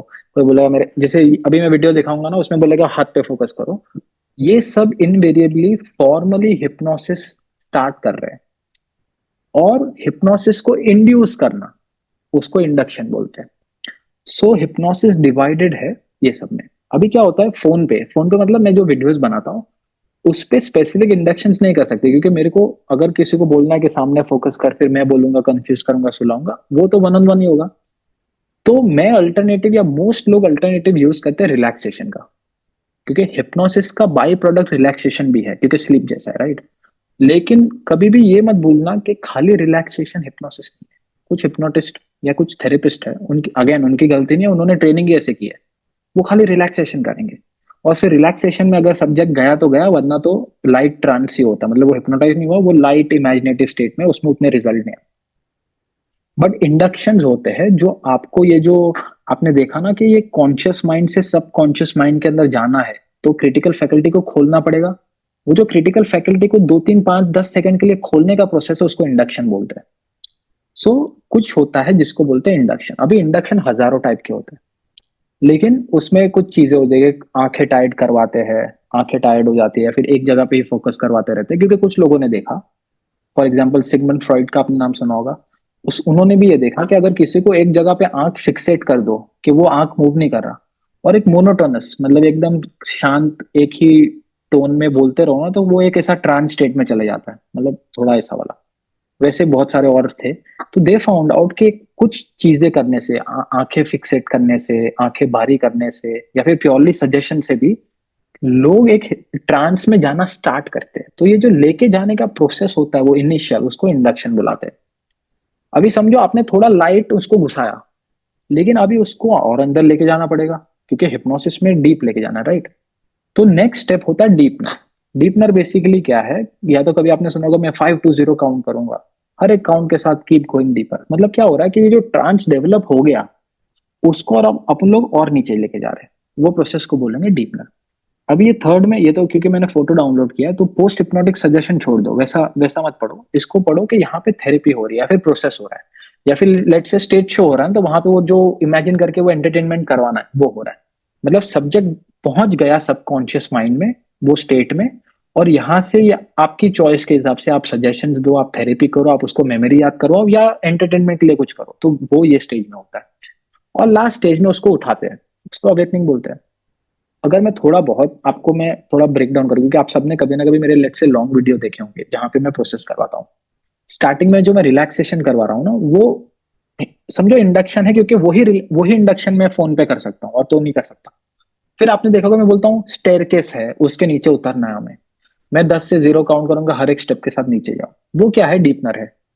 फिर प्रोसेस क्या होता है कि एक बुक है उसको फाड़ो, या फिर ये यहाँ पे से लाइट आ रही है, वो मैं प्रोसेस करवाता हूँ। और फिर मैं बोलता हूँ स्टेयरकेस से फिर से ऊपर आओ 1 to 10। सो इवन तो 15 मिनट का भी मैं कर रहा हूँ, हो सकता है कुछ सजेस्टेबल लोग बहुत डीप जाए नहीं जाए, लेकिन स्ट्रक्चर तो यही फॉलो हो रहा है। ये मैं सिखाता हूँ, ये मैं आपको इंट्रोडक्शन दे रहा हूँ, लेकिन मैं फॉर्मली इंडक्शन सजेस्टिबिलिटी वो सब सिखाता हूँ मेरे हिप्नोथेरेपी ट्रेनिंग में, जो अभी अभी खत्म हुई है, आगे जून में करेंगे। लेकिन I am giving you so that आप लोगों को हिप्नोसिस के बारे में एटलीस्ट पता चले। सो ये प्रोसेस है। सो अभी हम लोग एक इंडक्शन देखने वाले हैं। सो जो स्टेज शो वाला है, लेकिन स्टेज शो में मैं बोल दूं, अभी जो सामने उसके खड़े होंगे, जो आप देखोगे, वो हाईली सजेस्टेबल लोग हैं।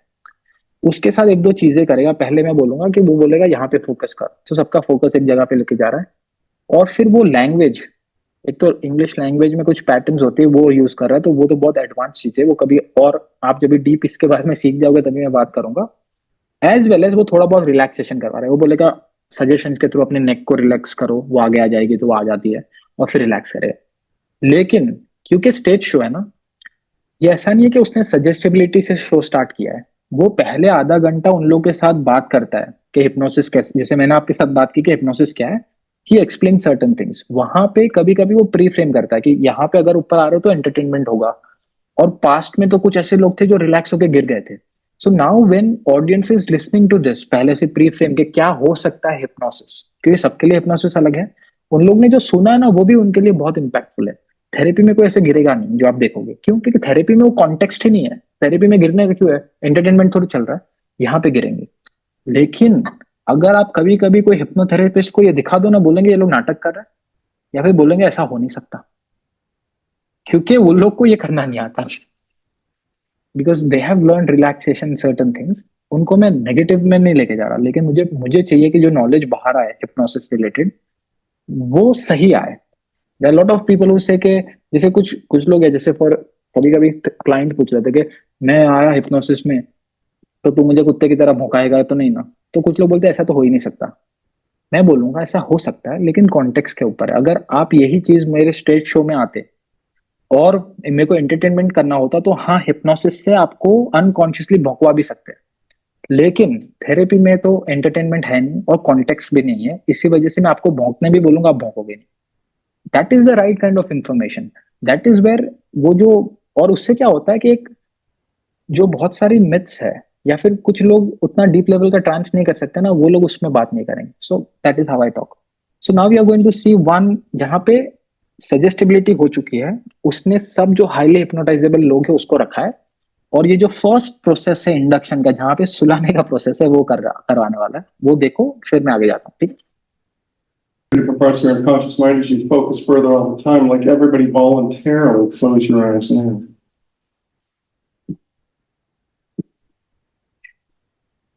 Eventually, you're going to go into a far deeper trance, even deeper than the one you're in right now. But now, listening to this, do not get ahead of it.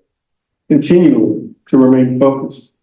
Because as you continually understand with your unconscious mind, even though the conscious mind can get it all, or like everybody, to begin to pay particular attention to the muscles in the back of your neck in a moment.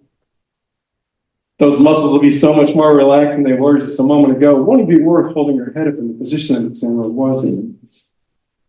Your head will never snap backward, heavily will always go forward. Chin towards your chest, that's on the count of 3. Are you ready? 1, 2,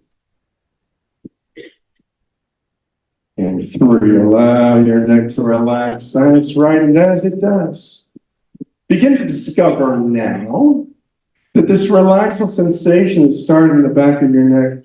Notice now how it can slowly begin to spread down your shoulders. And as it starts to spread down your shoulders, you can continually discover even faster that you can rest and be comfortable. And what we're saying, a couple of you back in the audience, if I touch you on the shoulder, you were free to go back into the audience. We were sifting the group out just a little bit. Everybody else remained focused and comfortable. Because in a moment, you will choose to become far more comfortable than you were just a moment ago. I will guide you through the entire process. If you're standing, begin to discover the muscles in your ankles can start to get a little weaker. Now, as your ankles start to get weaker, you can also discover how the backs of your legs can slowly begin to unlock.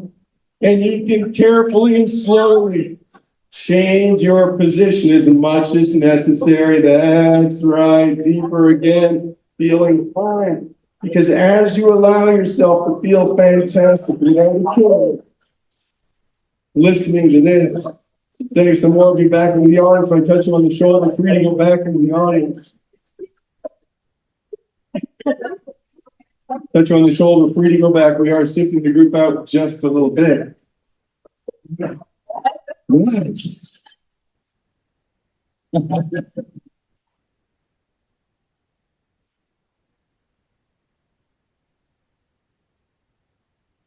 Can't wait to see the look on her face when I wake her up. Everybody else remain focused. If you're sitting in a chair, understand the fact that your imagination continues to take you to places where you can find even more relaxation. So I want you to imagine a position far more comfortable, stretch on the floor, whatever is best for you. You're going to find that position you just imagined at the count of 3. Are you ready? 1, 2, and 3. Feeling it now. That's right. Change your position as much as necessary. And go into it further, because as you change your position, if anybody around you moves, or anybody around you touches you, disturbs you, that's okay. Use that to access a previous trance state which your unconscious mind already fully comprehends. Find it now. If you've got any stress in your lower back, change your position now. That's right. Let it happen. Comfortable and relaxed feeling. All right, you're free to go. Give them a round of applause. You're free to go as well. I touch you. Free to go. And listening to this, we continue. Send people back into the audience. You allow yourself to continually access that previous trance state whenever your unconscious mind already fully comprehends.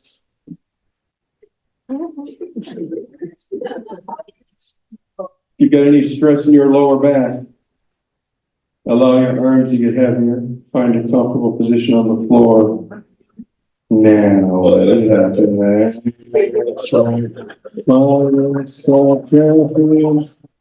Fantastic.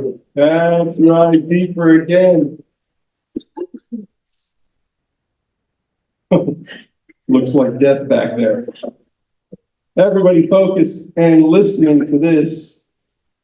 No stress, no pressure at all.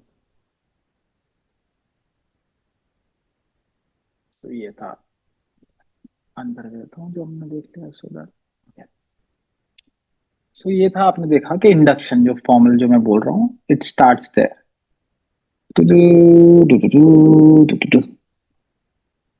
लेकिन इसमें भी देखा आप कुछ लोग उठ रहे थे क्योंकि स्टेज है कुछ लोग डीप जाएंगे कुछ नहीं तो वो बीच बीच में भेज रहा था ये शो का यही फॉर्मेट है you don't want to keep people जो ऐसे ही उठे हुए हैं या फिर वो डीप नहीं गए सो उसने देखा कुछ गिर भी नहीं रहे थोड़े बहुत भी उनको भेज भी रहा था but he was screening people कि कौन हाईली सजेस्टेबल है वैसे अगर थेरेपी में कोई स्क्रीनिंग करता है it would be a better option I think क्योंकि उससे पता चलता है कि किसको क्या करना है कितना ज्यादा सेशन चाहिए होंगे कम चाहिए होंगे what ever that is so that is that फिर जैसे मैं बोला डीप ना जाते हैं जहां पे इन लोगों का भी वो और कुछ इमेजिन कर रहा है अभी मैं 5 to 0 काउंट करूंगा या फिर बोलेगा कि मैं अभी आपको इमेजिन करने बोलूंगा कि आप स्टेयरकेस के नीचे जाओ और उनको और डीप लेके जाएगा मतलब ये प्रोसेस स्टार्ट हुआ है अभी समझो वो लोग अंदर जाना स्टार्ट किए हैं जहां पे गिर रहे हैं सो रहे हैं and then they will start going deeper so that एक ऐसा स्टेट बन जाए जहां पे वो कंप्लीटली लूज कर चुके कंट्रोल सब कुछ एक ड्रीम जैसा है और ये जो बोल रहा है वो सब होगा और फिर मैं आपको एक वीडियो बनाऊंगा जहां पे समझो हिप्नोटाइज हो चुके हैं अभी क्या करवाते हैं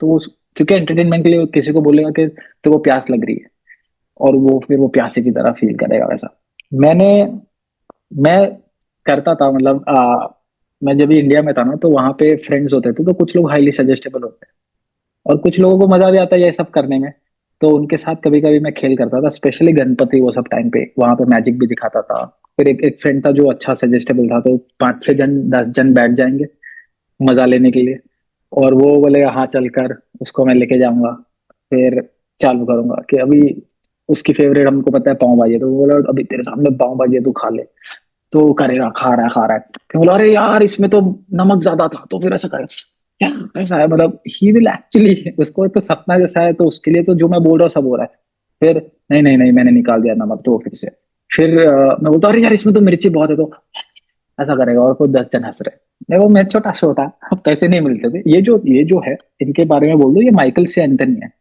अगर आपको कभी इंटरेस्ट पड़े इनकी आपने वेबसाइट तो देख ली होगी स्टेज हिप्नोसिस यूनिवर्सिटी मतलब ये स्टेज हिप्नोसिस सिखाते हैं ये अपने एक शो का 14-15 हजार डॉलर एक शो का 45 to 1 आवर का लेते हैं मतलब हिप्नो टेस्ट जो है एंटरटेनमेंट वाले उसमें जो हाईएस्ट पेड कोई है वो ये है और $15,000 इंडिया में तो नहीं मिलेंगे एक शो के लेकिन ऐसे बाहर देते हैं क्योंकि उनकी एंटरटेनमेंट वैसा है और वैसी अलग चीज है ना यूनिक चीज है मैं सोच रहा था मैं करूँ जब भी मैं कोविड नहीं था मैं एक वेबसाइट दिखाता हूँ मेरा फोटो दिखाता है जब भी कोविड नहीं था कोविड के पहले में जब इंडिया में था तो मैंने सोचा कि थेरेपी तो ठीक है मेरे को मजा आता है मैं साइकोलॉजी वो सब में भी हूँ लेकिन आपने देखा मेरे को हिप्नोसिस में भी बहुत इंटरेस्ट है तो मैंने सोचा मैं शो करूंगा इंडिया में क्योंकि कोई करता नहीं है लेकिन उसके जस्ट क्या बोलते हैं सॉरी मेरा ये नाम नहीं आया क्या उसके जस्ट बाद में लॉकडाउन आ गया और फिर मैं तो यहाँ पे आ गया ये न्यूजीलैंड में लेकिन मैंने पोस्टर भी बनाए थे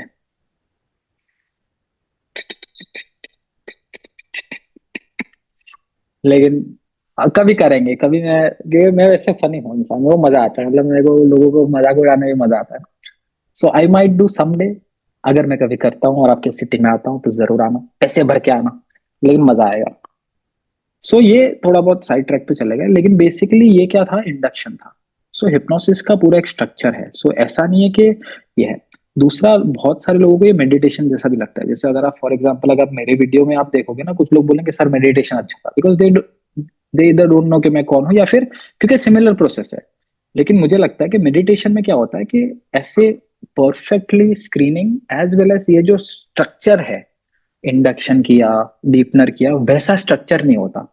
मेडिटेशन में होता है आंख बंद करो, इमेजिन करो, आंख बंद करो, ब्रीदिंग करो। लेकिन हिप्नोसिस की एक अच्छी बात यह है, मुझे लगता है कि they have structured it out properly, and specially कोई बाहर से अगर करता है ना, तो आप बहुत डीप जा सकते हो। मेडिटेशन वो सब चीजों में मुझे लगता है लाइट ट्रांस होता है। कुछ लोग नेचुरली जाते हैं जो रिलैक्स हो पाते हैं, वो सब वो तो नेचुरली कुछ भी करवाओ जाएंगे। बट मेडिटेशन से ज्यादा मुझे हिप्नोसिस में रिजल्ट्स क्यों मिलते होंगे लोगों को, क्योंकि वो जो डीप स्टेट में जाने का जो फायदा है, सबकॉन्शियस में जितना आप डीप जाओगे। हाँ, एक स्टेट है जहां पे कंप्लीटली सो गए, उसका कुछ फायदा नहीं। कुछ लोग आप सुनोगे हिप्नोसिस की टेप होती है जो रात को सुननी होती है, आप सो जाओ बाद में, उसके कुछ फर्क नहीं पड़ेगा। हाँ, वो एकदम स्लीपी स्टेट में हो लेकिन थोड़ा बहुत कॉन्शियस हो, उसका फर्क है। सो हिप्नोसिस का ये फायदा है, मुझे लगता है कि वो आपको वो बहुत एक डीप हाइपर अवर स्टेट में जाने में इजीली हेल्प करता है। मेडिटेशन और वो सब चीजें में क्या होता है कि कुछ लोग गए तो गए, कुछ प्रोसेसेस है उसमें कोई ऐसा स्ट्रक्चर नहीं है। That is very it help. Second, meditation वो सब आप मोस्टली आप खुद के लिए करते होंगे जब भी खुद, तो आप खुद ही इंस्ट्रक्शंस दे रहे हो, खुद को ही प्रोसेस करना है। फिर एक ऑब्जर्व भी कर, जैसे फॉर एग्जांपल आप खुद को बोलो कि मैं इमेजिन करूंगा दरवाजा सामने, तो एक तो खुद को बोल भी रहे हो मेरे को इमेजिन करना है, फिर आप दरवाजा भी देख रहे हो, और फिर एक थर्ड आपका व्यू होता है कि मैं देख तो रहा हूँ कि नहीं। सो एक ऑब्जर्वर भी होता है। सो सब कुछ जब आप करते हो ना, तो उतना डीप नहीं जा पाते। इसी वजह से सेल्फ हिप्नोसिस जो मैंने बोला, उसमें मैंने आप अगर मेरा वीडियो आपने देखा होगा कभी, कि मैं बोलता हूँ कि हाँ, इसमें कुछ पॉजिटिव चीजें, हैबिट वो सब के लिए हो सकता है, लेकिन सबसे बेस्ट तो बाहर से अगर आपको कोई लेके जा रहा है तो ही बेस्ट है, क्योंकि वहां पे आपको टेंशन नहीं लेना कि मेरे को नेक्स्ट क्या बोलना है, प्रोसेस क्या होगा। वो बाहर से आपको इनपुट आ रहा है, तो आपको ईजी हो जाता है इंस्ट्रक्शन फॉलो करना। बट ये है। सो डीपनर हो गया, फिर प्रोसेस होते हैं। प्रोसेस मैंने आपको समझाया कि मेमोरी का हो सकता है, सजेशन का हो सकता है। मैं जो वीडियोस डालता हूँ उसमें क्या होता है मालूम, इमेजिनेशन। मतलब जो अगर कोई रिलैक्स हो गया है और उसका हाइपर इमेजिनेशन एक्टिव है, तो वो प्रोसेस कर रहा है, उसमें भी अलग अलग रिजल्ट्स आएंगे। क्योंकि सबके देखो, मैं पॉजिटिव प्रोसेस से ज्यादा कर सकता हूँ, टारगेटेड ट्रॉमा वर्क नहीं हो सकता, टारगेटेड नेगेटिव चीजों पे काम हो ही नहीं सकता फोन पे, मतलब वीडियो के थ्रू। क्यों? क्योंकि मोस्टली लोग, लाख जन देख रहे, लेट से लाख भी नहीं, चलो यूट्यूब पे तो 15,000 जन देख रहे, लेट से, तो 15,000 में से बहुत सारे ऐसे लोग होंगे जिनके तो अलग अलग ट्रॉमास होंगे। तो स्पेसिफिक नेगेटिविटी पे तो काम मैं कर नहीं सकता। स्पेसिफिक बोल रहा हूँ, जनरल नेगेटिविटी पे हो सकती है, जिसका मैंने ऑलरेडी वीडियो रिकॉर्ड किया, आज 1-2 दिन में डालूंगा। और पॉजिटिव इमेजिनेशन पे ही मैं काम कर सकता हूँ। लेकिन मुझे लगता है अगर आप कभी हिप्नोथेरेपी में जाना चाहोगे या खुद करोगे या खुद को साइकोलॉजिकल भी चेंजेस करना है, तो जितना ज्यादा स्पेसिफिक नेगेटिव चीजें आपके सबकॉन्शियस में से पहले निकल पाओ, फिर पॉजिटिव चीजें करो, तो ज्यादा फायदा होता है। एज अपोज टू आप पॉजिटिव पहले करो। लेकिन मेरा लिमिटेशन है, एज यू नो, कि ऑनलाइन और बहुत सारे लोगों को केटर करना पड़ता है, तो वैसा तो स्पेसिफिक कभी जाएगा नहीं। हाँ, एक टेक्निक मैंने दी है जो मुझे लगता है सबको हेल्पफुल है, जो EFT है, जो मैंने वीडियो डाल दिया ऑलरेडी। सो वो एक चीज है, वो आप पहले कर सकते हो, और फिर पॉजिटिव वीडियोस करोगे ना, ज्यादा बेनिफिट होगा। उसके साथ साथ थेरेपिटिकली भी यही, ये हिप्नोथेरेपी के बाहर भी सजेशन है, कभी भी पहले नेगेटिव को निकालना है, फिर पॉजिटिव को लाना है। छोटा भी प्रोसेस हो, बड़ा भी हो। हाँ, ऑप्शन नहीं है तो पॉजिटिव वाला कर रहे हो, वो अच्छी चीज है, लेकिन सबसे बेस्ट रिजल्ट ऐसे ही आएंगे। And that is what I also follow in my therapy practice और माय फॉर माई सेल्फ, और आई सजेस्ट टू एनीवन। सो ये एक साइड नोट सजेशन है, अगर थोड़ा बहुत ही है तो। अगर आप साइकोथेरेपिस्ट हो, तो किसी को पॉजिटिव कुछ करवा रहे हो, उसके पहले उसके नेगेटिव ट्रॉमास, नेगेटिव चीजों पे काम करो। इसको इमेजिन करो ऐसे कि आपके पास्ट या नेगेटिव चीजें हैं, वो आपके मन में है, वो मोस्टली वो जो फिल्टर है ना, उसको फीड कर रही है। मतलब अगर आपके ऑलरेडी नेगेटिव है, डिप्रेशन है, लेट से किसी को बहुत सारे नेगेटिव एक्सपीरियंस है, उसको बोलोगे ना तू खुश हो रहा है, तू ज्यादा हैप्पी होगा, हो सकता है उसको कुछ लेवल तक फील हो, लेकिन वो जो फिल्टर है उसको अंदर की चीजें इन्फ्लुएंस कर रही है। तो वो तो बोलेगी यार यार अंदर तो पड़ी नेगेटिविटी, और ये बोल रहा है साला तू खुश होगा, तो उतना लेवल पे काम नहीं होता। हाँ, कोई कभी कभी हो जाता है, कभी कभी टाइम कुछ चीजों को हील करता है, राइट। लेकिन अगर मैंने अंदर से ही नेगेटिव ट्रॉमा वो सब पे काम कर दिया, सो मतलब मेरा जो फिल्टर है ना, वो भी थोड़ा बहुत क्लियर हो जाता है, वो परमिएबल हो जाता है। जो पॉजिटिव चीजें फिर डालो ना, तो आराम से एक्सेप्ट होती है। सो that is what I think you should target about. अगर आप लोगों को हिप्नोथेरेपी में इंटरेस्ट है, तो मैं 2 जन का पहले नाम बोल दूं, उनको आपको स्टडी करना चाहिए। जो लास्ट मैंने NLP में भी एक जन की बात की थी, अगर मेरे राइट लेफ्ट पे आप देख रहे हो, तो जो पर्पल ये है टाई वाई में, वो मिल्टन एरिक्सन है, जो एक हिप्नोथेरेपिस्ट भी थे, लेकिन इनको बाद में स्टडी, अगर एडवांस आप हिप्नोसिस की बात करते हो, कोवर्ट इनडायरेक्ट हिप्नोसिस, तो ये इंसान को स्टडी करना चाहिए। लेकिन सबसे पहले आपको डायरेक्ट हिप्नोसिस, अगर आपको इंटरेस्ट है तो बोल रहा हूँ, ऐसा नहीं है कि करना ही है। तो आपको डेव एलमैन, जो राइट पे ब्लैक एंड व्हाइट में वो सिगरेट पकड़ के किसी को हिप्नोटाइज कर रहा है, वो बहुत ही क्लासिकल हिप्नोथेरेपिस्ट है, और उन्होंने बहुत अच्छी अच्छी मटेरियल और बहुत टेक्निक सिखाई है। हाँ, आपको जो भी सीखोगे सीखोगे, लेकिन इन दोनों को स्टडी जरूर करना चाहिए। जैसे इनकी एक बुक है हिप्नोथेरेपी करके, डेव एलमैन की। तो आपको, आप जब हिप्नोसिस सीखना स्टार्ट करो, थोड़ा बहुत तो आज ही इंट्रोडक्शन मिल गया आपको, लेकिन कभी करो तो डेव एलमैन क्लासिक इंसान है जिसने 1980s में बुक लिखी थी हिप्नोथेरेपी, वो बुक भी आपको जरूर पढ़नी चाहिए। Okay, so this was mostly about कि हिप्नोसिस कैसे होता है, क्या प्रोसेसेस होते हैं, क्या क्या हो सकता है। आपको खुद को हिप्नोटाइज करना है, जिसको सेल्फ हिप्नोसिस बोलते हैं। लेकिन जैसे मैंने उसमें बोला, क्योंकि खुद ही आप प्रोसेस कर रहे हो ना, उसमें जो मैं लेवल की डेप्थ की बात करूं, जहाँ पे ट्रॉमा पे मेमोरीज याद आ जाती है, वो नहीं हो सकता खुद से। इसी वजह से जो बेसिक चीज है, हैबिट, जैसे किसी ने पूछा ना हैबिट कैसे बिल्ड करूं, तो मैं बोलूंगा भाई मेरा यूट्यूब पे जा, और एक सेल्फ हिप्नोसिस करके वीडियो है, वो सीख ले। उसमें भी यही बात करूंगा, रिलैक्सेशन मतलब इंडक्शन पे स्टेकेस बोलूंगा, वो डीपनर है। और वहां पे खुद को सजेशन देने या विजुअलाइज करना है, वो स्टार्ट करो, उससे पॉजिटिव चीजें बिल्ड होगी। लेकिन अगर समझो आपके जो ये सबकॉन्शियस माइंड वाला मैं मॉडल बोल रहा हूँ, इसमें सोचो आपके सबकॉन्शियस माइंड में ऑलरेडी बहुत सारी नेगेटिव फाइल्स है, एक प्रॉब्लम रिलेटेड या एक हैबिट रिलेटेड, और फिर आप एक दिन लेट से कुछ पॉजिटिव भेजो ना, सबकॉन्शियस माइंड में गया भी है, तभी भी सोचो कि आपके लाइफ के एक्सपीरियंस या बहुत सारी और ऑलरेडी फाइल्स है जो नेगेटिव है। तो एक दिन या एक रेपिटेशन से नहीं होता, जितने ज्यादा रेपिटेशन होता है ना, उतनी वो पॉजिटिव फाइल्स, पॉजिटिव चीजें इंक्रीज होती है माइंड में। और हो सकता है एक दिन ऐसा है जहां पे दोनों का मिक्स या एक ज्यादा बढ़ जाए, that is where you see the result. इसी वजह से अगर कुछ नेगेटिव चीजें आपके लाइफ में है, उसको भी खाली प्योर पॉजिटिव सजेशन से, सेल्फ हिप्नोसिस से ठीक किया जा सकता है। लेकिन बहुत सारे रेपिटेशन चाहिए होते हैं, हर रोज करना पड़ता है, और अंदर ट्रांस में जाके भी 100-200 बार बोलो हर रोज, तो मुझे लगता है नेगेटिव चीजों को ओवरराइड कर सकते हैं। बहुत लंबा टाइम भी लगता है, क्योंकि ऑलरेडी नेगेटिव फाइल्स माइंड में ऑलरेडी प्रेजेंट है। इसी वजह से छोटी मोटी हैबिट, जिसकी, जैसे कुछ नया बिल्ड करना है पॉजिटिव, या फिर कुछ बहुत ही छोटी खराब हैबिट है उसको चेंज करना है, वो सब चीजें आप आराम से सबकॉन्शियस या सेल्फ हिप्नोसिस के प्रोसेस से कर सकते हो। लेकिन anything that is more chronic, chronic मतलब क्या, कि बहुत टाइम से है, या फिर ज्यादा डीप है, ऑटोमेटिक हो जाती है, आपको पता है नहीं करनी चाहिए, और ज्यादा नेगेटिव है, वो सब चीजों के लिए कभी कभी you need some external process. कुछ प्रोसेस में डालता भी हूँ जो इनडायरेक्टली उन चीजों में हेल्प कर सके। सो सेल्फ हिप्नोसिस के बाहर जो मैं लॉन्ग वीडियोस डालता हूँ, फ्री में ही होते, फिर से वो भी जितना हो सके वो सुनो, उसको फॉलो करो। जितना वो करोगे उसका फायदा होगा। और सबसे बेस्ट तो है कि आप थेरेपिस्ट के पास जाओ, अगर आपके पास टाइम है, थोड़ा बहुत पैसा है, और आप ले सकते हो सेशंस, तो उससे बेहतर तो कोई चीज नहीं है। क्योंकि वो एक्सपर्ट है ना, उनको पता है क्या करना है, वो आपका जो प्रोसेस है हीलिंग का, वो कम हो जाएगा। जो अच्छी चीज है, उसके साथ साथ हो सकता है जो कुछ चीजें आप टैकल नहीं कर पाओगे सेल्फ हेल्प से, कितना भी कुछ उखाड़ लो, वो सब वो लोग करके देंगे। So that is where it helps. अभी मैं एक दो आउटसाइड, जैसे सबकॉन्शियस की बात चल रही है, अगेन यहाँ पे मेरा बायस रहेगा, क्योंकि मैं तो, मेरे को जो अच्छी लगती है या फिर मैं जो करता हूँ वही बोलूंगा, लेकिन मैंने देखा है इससे ज्यादा रिजल्ट आता है। तो मैं एक दो टेक्निक की बात करता हूँ जो हेल्प करती है, जो सबकॉन्शियस को चेंज करना है। तो एक तो है हैंड राइटिंग। इसी वजह से कहीं ना कहीं पे आपने मुझे सुना होगा बोलते हुए, मेरा एक वीडियो भी है 3 घंटे का, मैंने डाला हुआ, जो मैंने हैंड राइटिंग चेंजेस पे डाला है। Handwriting changes are unconscious, वो सबकॉन्शियस में चेंजेस करते हैं, उसका पूरा एक साइंस है, उसमें पढ़ो मत। मैं मेरा कोर्स है, उसकी भी बात नहीं करूंगा कि आपको लगा है प्रमोट करने के लिए बोल रहा है। हैंड राइटिंग चेंजेस या ग्राफोथेरेपी बुलाते हैं उसको, that can directly influence your subconscious mind without hypnotherapy. और वहां पे सजेस्टिबिलिटी, कितना आप हिप्नोटाइजेबल हो, जरूरत नहीं है। इसी वजह से बहुत बार क्या होता है मेरे सेशंस में, मैं एक सेशन लेके हैंडराइटिंग चेंजेस देता ही हूँ, सब्जेक्ट हिप्नोटाइजेबल हो या ना हो। अगर नहीं है तो 100% उसको और कुछ ही करना है, तो दैट।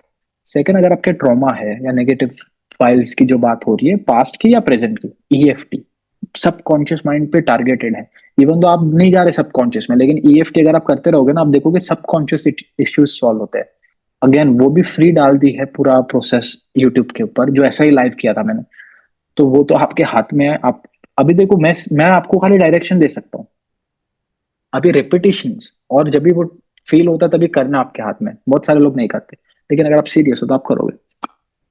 दूसरे मेटाफरिकल, मेटाफरिकल मतलब क्या कि समझो कि स्टोरीज जो होती है, या फिर एक मेटाफर का मैं कैसे मतलब बोलूँ कि दिखता कुछ है लेकिन उसका मीनिंग कुछ और होता है। फॉर एग्जाम्पल, अभी कॉन्शियस माइंड जो है ना वो ज्यादा डेटा एनालिसिस में पड़ा रहता है, लेकिन मॉरल ऑफ द स्टोरी होती है। फॉर एग्जाम्पल जैसे आपने, आपको एक बच्चे को मैंने सुनाई कि कछुआ है और वो भाग रहा है और वो रैबिट के साथ कछुआ जीत गया, और अगर मैं उसको मॉरल ऑफ द स्टोरी नहीं बताऊं, क्योंकि स्कूल में क्या था, बोलते थे कि slow and steady wins the race, तो वो तो हम लोग कॉन्शियसली उसको इंटरप्रिटेशन देते हैं। लेकिन अगर मैं वो स्टोरी किसी को बोलूं और मैं ना भी उसको समझाऊं उसका मीनिंग कॉन्शियसली, तो पहले तो वो मेटाफर पे, या फिर वो मेटाफर क्या था कि जो स्लो है लेकिन स्टेडी होगा वो जीतेगा, तो क्या होगा, तभी भी सब कॉन्शियस माइंड उस स्टोरी का जो मेन कोर लर्निंग्स है ना वो पकड़ लेगा वो स्टोरी के थ्रू। तो कभी कभी मेटाफर्स होते हैं, हो सकता है पिक्चर हो सकता है कोई स्टोरी आपको बोले, उससे बहुत चेंजेस होते हैं माइंड में जो लोग एक्सप्लोर नहीं करते। प्रॉब्लम ये है क्योंकि अगर मैं कुछ स्टोरी खुद बनाऊं मेरे लिए, तो मेरे को तो पता है उसका थीम क्या है, वो नहीं काम करता। सो मेटाफर थेरेपी, आर्ट हो जाए, हैंडराइटिंग हो जाए, या स्टोरीज के थ्रू हो जाए, can influence the subconscious mind in a big way. तो हिप्नोथेरेपी के बाहर कुछ चीजों की मैं बात इसलिए कर रहा हूँ सो दैट आपके पास हो के, अगर चलो हिप्नोथेरेपी हो सकता है आपके आसपास है भी नहीं, हो सकता है आप करवाओगे भी नहीं, लेकिन कुछ चीजें आप कर सकते हो। उसके बाहर ईएफटी मैंने बात की, सो हैंडराइटिंग चेंजेस, ईएफटी, वो सब पे भी ध्यान आप दे सकते हो, even outside hypnotherapy, but influencing the subconscious mind. ठीक है, अभी मैं क्या करने वाला हूँ, एक लास्ट आपको वो क्लिप दिखा देता हूँ जहां पे हिप्नोटाइज हो चुके हैं, और वो प्रोसेस जैसे हिप्नोथेरेपी में क्या होगा, थेरेपी होगी, यहाँ पे क्या होगा, वो उसको कुछ सजेस्ट करेगा and then the boy will play that out. Okay, okay,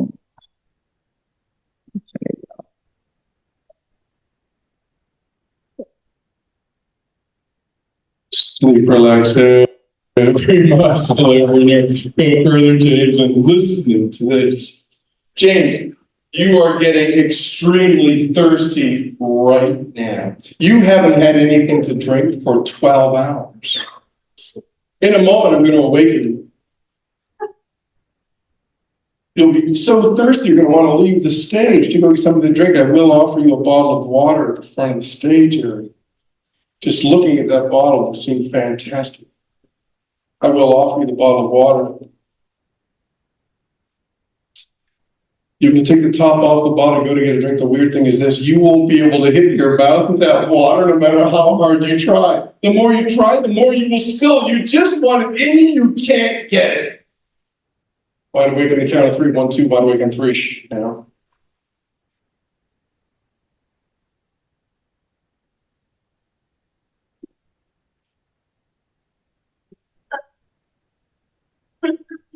All right. Keep looking. Sorry. Need some more. Yeah, you need some. Oh, then. Here, stand right here. You know, it's kind of like carbonated water. It's there.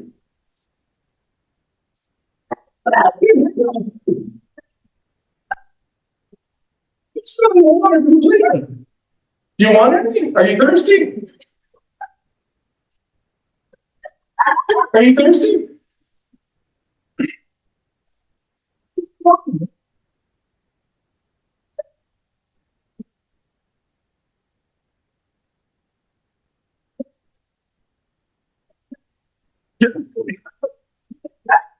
Why are you drinking it?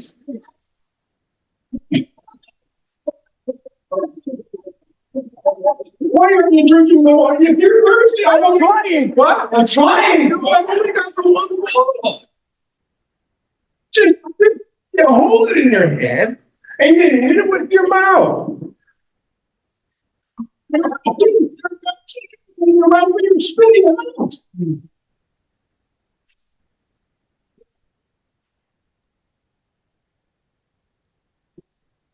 Sorry, man. Come on. You stand back there. Want the last little bit? You want to try?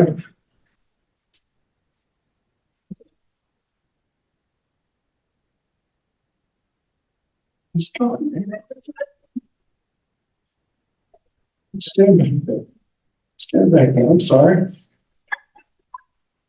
Get your hands. Stand up here, sir. A couple steps forward, sir.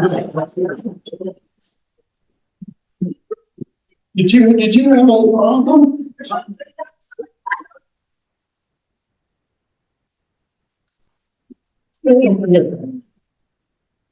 Everybody focus right here. Close your eyes now.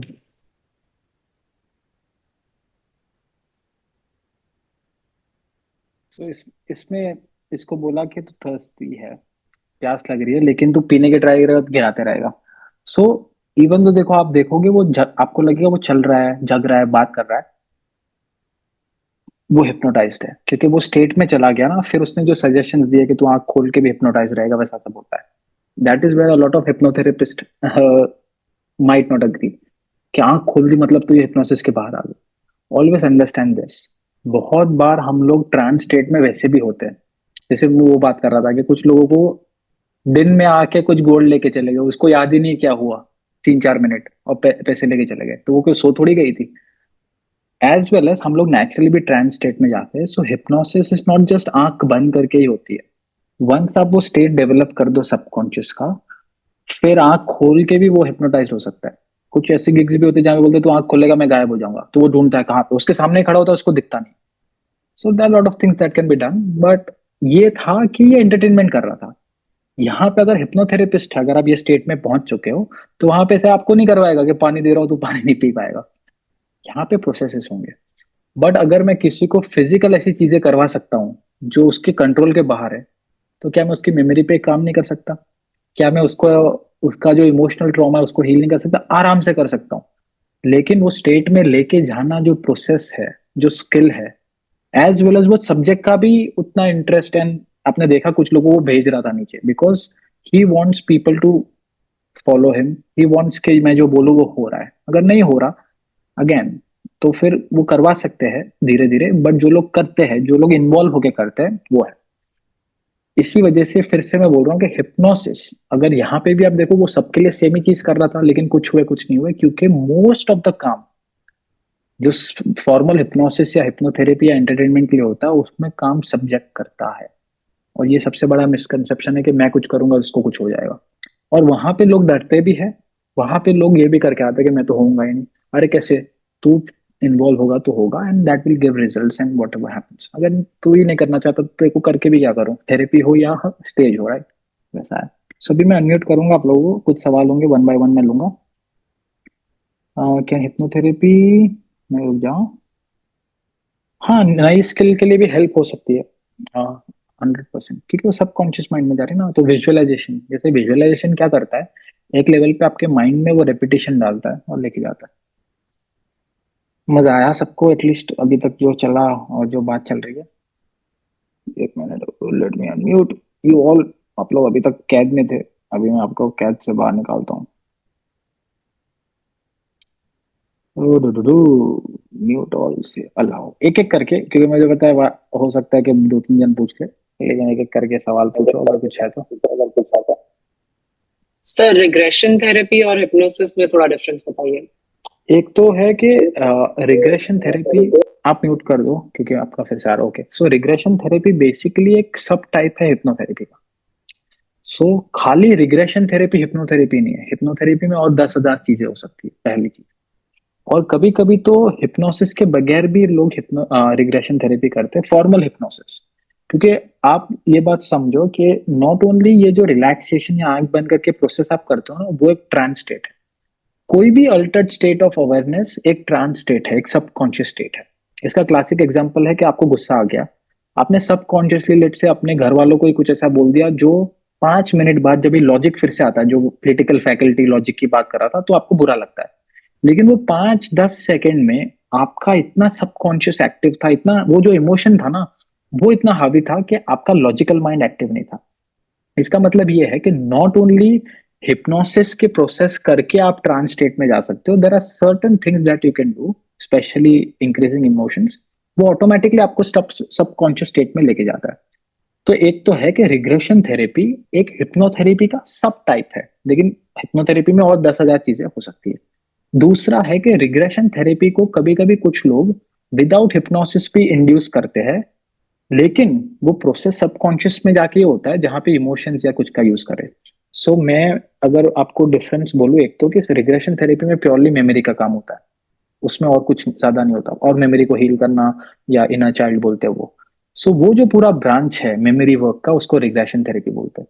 अब ये regression therapy कुछ hypnotherapist भी कर सकते हैं hypnotise करके, और regression therapy कभी कभी विदाउट फॉर्मल, फॉर्मल क्यों बोल रहा हूँ क्योंकि स्टेट तो सबकॉन्शियस का ही दोनों तरफ डेवलप हो रहा है, लेकिन फॉर्मल हिप्नोसिस यूज नहीं करते, लेकिन लोग कर सकते हैं। हेलो। हेलो। हाँ जी सर, एक क्वेश्चन था। अगर किसी को रात को डर लगता है और आप नींद में दूसरों को भी डिस्टर्ब कर देते हैं, तो उसका कुछ हिप्नोसिस से कुछ हो सकता है ट्रीटमेंट? वो जैसे मैंने बोला पहले, तो है कि वो सब्जेक्ट के ऊपर डिपेंड करता है कि वो सजेस्टेबल है कि नहीं। वन सेकेंड, अगर वो और कोई है, आप तो नहीं हो और कोई है, तो पहले उससे भी पहले होता है कि उस सब्जेक्ट को, या फिर वो जो इंसान है, सब्जेक्ट बोलते तो थोड़ा वो खराब लगेगा, लेकिन हिप्नोसिस में वही बोलते हैं कि उस इंसान को पहले तो वो चेंज करना है कि नहीं, क्योंकि तो ही वो बैठ के प्रोसेस करेगा। सेकेंड इज, उसको अगर करना है तो वो सजेस्टेबल है कि नहीं। अगर वो हाईली सजेस्टेबल है तो 100% फियर के लिए, या फिर ये तो देखो रात को वो उठ के कर रहा है ना, तो वो ऑटोमेटिकली हो रहा है, वो जानबूझ के वो सोच तो नहीं रहा है, वो तो नींद में कर रहा है। तो 100% सबकॉन्शियस प्रोसेस है। अगर वो सजेस्टेबल है और वो खुद से करना चाहता है तो हेल्प हो सकती है। ओके, और अगर वो मीडियम सजेस्टेबल हो, बहुत ज्यादा तो कभी कभी वैसे टाइम ना लगता है। हो, हाईली तो कभी कभी हाईली टाइम ना लगता हो, है। बट वे तो भी पॉसिबल हो? होता है। हाईली क्या है होता है। कि उनको तो 100% मैं बोलता हूँ कि उनको एक दो सेशन में ही लगेगा। ये हो सकता है इनके साथ दो तीन चार सेशन में किसी को लगे टाइम, हो सकता है कि एक, डिपेंड करता है। बट हाईली सजेस्टेबल है तो काम हो जाता है, जैसे बोला 100 में से। और आप जैसे बोल रहे हो ना, वो डर के वो उठ के कुछ कर रहे हैं, वो नॉर्मली इमोशंस अपने एक्सप्रेस करते हैं लोगों के सामने या नहीं करते। नहीं, इमोशंस तो एक्सप्रेस करते हैं, बट सर देखने में नहीं नहीं, सिर्फ मैं कीड़े, क्योंकि मैं नहीं उसके लिए उनको नहीं, वो बेसिकली इमोशन। कीड़े मकोड़े ही दिखते हैं। हाँ उनको बेसिकली नींद में कीड़े मकोड़े ही दिखते हैं। हाँ, वो अलग स्टोरी है, लेकिन मैं इमोशंस के लिए इसलिए पूछ रहा हूँ कि जो लोग नॉर्मली लोगों के सामने इमोशन एक्सप्रेस करते हैं ना, वो लोग थोड़े सजेस्टेबल होते हैं। वो ट्रैक पे मैं जा ओके। रहा हूँ, वो ओके। रिलेट कर नहीं रहा प्रॉब्लम के साथ, इसलिए पूछ रहा हूँ कि क्या वो थोड़े एक्सप्रेसिव है, अपने इमोशंस आराम से, मतलब हंसना है तो लोगों के सामने जोर से हंसते हैं, अगर कभी चलो कुछ रोना आ गया है, कुछ बात है तो आराम से बोल देते हैं, कि थोड़े हाँ हाँ, इंट्रोवर्ट अपने अंदर रखते नहीं नहीं नहीं, इंट्रोवर्ट हैं। नहीं है। हाँ तो फिर तो वो जो, जैसे अभी भी टेस्ट करनी पड़ती है, लेकिन जो ट्रैक पे मैं बात कर रहा हूँ, अगर वो वैसे है ना, तो वो कुछ लेवल पे सजेस्टेबल वैसे भी होंगे। ठीक है। क्योंकि कुछ कैरेक्टर्स होते हैं जो after a while you get to know, पता चल जाता है थेरेपी बहुत की होती है कि ये सजेस्टेबल होंगे या नहीं होंगे। तो ये थोड़े लग रहे हैं कि सजेस्टेबल साइड पे वैसे भी है, तो उन पे हेल्प हो सकती ठीक है सर, तो जैसे किसी ने कंसल्ट करना हो तो कैसे करेंगे आपसे? है। मेरे से तो ईमेल कर लो। मोस्टली अभी नहीं कर रहा मैं सेशन ऑनलाइन, मतलब 4-5 हफ्ते का भी वेटिंग हो सकता है, क्योंकि मैं अभी देखो जैसे काम से मैं अभी 9 बजे आया रात को, मैं राइट। न्यूजीलैंड में हूँ, और अभी मेरे 12-12:30 बज रहे हैं, तो और मैं वीडियो भी बनाता हूँ एडिट, तो बहुत कम ऑनलाइन सेशंस की कोशिश रहती है। लेकिन आप ईमेल करके रखो, और या फिर मैसेज करके, अगर कांटेक्ट वैसे रहता है तो 4-5 हफ्ते का वेटिंग होता है। वो भी कम स्लॉट्स है, वो भी हो सकता है कि निकल जाए, तो वैसा है। ठीक है, ट्राई कर सकते हैं। ट्राई कर सकते हैं, लेकिन गारंटी नहीं है। Right right. अगर मैं थोड़ा काम मेरा यहाँ पे मैं थोड़ा कम कर देता हूँ और टाइम होता है, तो मैं ऑटोमेटिकली एक ग्रुप पे या इंस्टाग्राम पे भी कभी डालूंगा कि मेरे पास थेरेपी के स्लॉट्स है, तभी अगर आप करते हो तो जल्दी हो जाएगा। लेकिन हाँ, अभी के लिए ये बोल रहा हूँ कि ये अभी थोड़ा, ज्यादा अच्छा है सर। क्योंकि क्या हो रहा ये है कि ज्यादा मेरे अच्छा है। वर्कशॉप्स भी आ रहे हैं, मेरे वर्कशॉप्स अनाउंस किए हैं ना, ओके। उसकी वजह से तो ओके। टाइम और कम है। ओके। और किसी का कोई ठीक है सवाल है? सर सर एक्चुअली हिप्नोसिस एक एक करके। ओके सर, मेरा एक्चुअली मेरे बेबी से रिलेटेड एक क्वेश्चन है। हाँ एक्चुअली मेरे बेबी को ना रेड बर्थ मार्क है, उसको पोर्ट वाइन स्टेन बोलते हैं। तो उसके हाफ ऑफ द फेस पूरा कवर होता है उस रेड बर्थ मार्क से। सो ये सजेस्टेड है कि मतलब बेबी जैसे कम एज का हो, लाइक मैंने उसका 2 मंथ ऑफ एज में ही ट्रीटमेंट स्टार्ट किया था, laser treatment. Pearl style laser treatment बोलते हैं उसे। तो उसमें क्या होता है ना कि पूरी आंखों को कवर कर लिया जाता है हाथ पर ऐसे पकड़ के, फिर उनको लेजर से फेस पर ट्रीट किया जाता है बच्चों को। तो इसका मैं 2 महीने से वो ट्रीटमेंट करा रही हूँ। और अभी फिर हमने अभी ये 2 साल की हो चुकी है। हमने लास्ट ईयर इसके 9 ट्रीटमेंट्स किए थे। फिर अभी मतलब 1 आध साल का बीच में गैप था। अभी फिर से 1 महीने से ये ट्रीटमेंट स्टार्ट किया है। तो ऐसा होता है कि रात में ना ये एकदम से उठकर रोने लग जाती है। और मतलब मेरे भी पास में नहीं आती, इसके पापा के भी पास में नहीं आती, ऐसे एकदम चिल्लाती रहती है। तो ये डर लगता है कि ये चीज उसके सबकॉन्शियस माइंड में बैठ जाएगी क्या, मतलब या आगे जाके कोई इसके साइकोलॉजिकल इसके तो इफेक्ट्स हो सकते हैं क्या इस चीज के? एक साइकोलॉजिकल उतने बड़े इफेक्ट नहीं होंगे, लेकिन अगर समझो कि उसको पकड़ना पड़ रहा है वो प्रोसेस करने के टाइम पे, हाथ पैर मुंह, हम्म। तो कुछ लेवल पे बच्चा डरेगा। कोई भी, हम्म। मैं भी डरूंगा अगर मेरे को पकड़ना पड़ रहा है, किसी को मुंह दबा रहा है मेरा कोई ऐसा, तो मैं इतना बड़ा होके भी हम्म। डरूंगा। तो बच्चे के अंदर कुछ ना कुछ इम्प्रिंट्स होंगे, वो तो 100% है। लेकिन इसमें क्या होता है कि आप वहां पे खड़े रहते होंगे, आप वहां पे हाँ। रहते हो कि हाँ, मैं उसके पकड़ के रहती हूँ बाद उसके। उसके उसको हाँ। पकड़े कि फिर उसके बाद उसको थोड़ा ये करो, तो उससे थोड़ा बहुत हो सकता है उसको रिलीफ हो।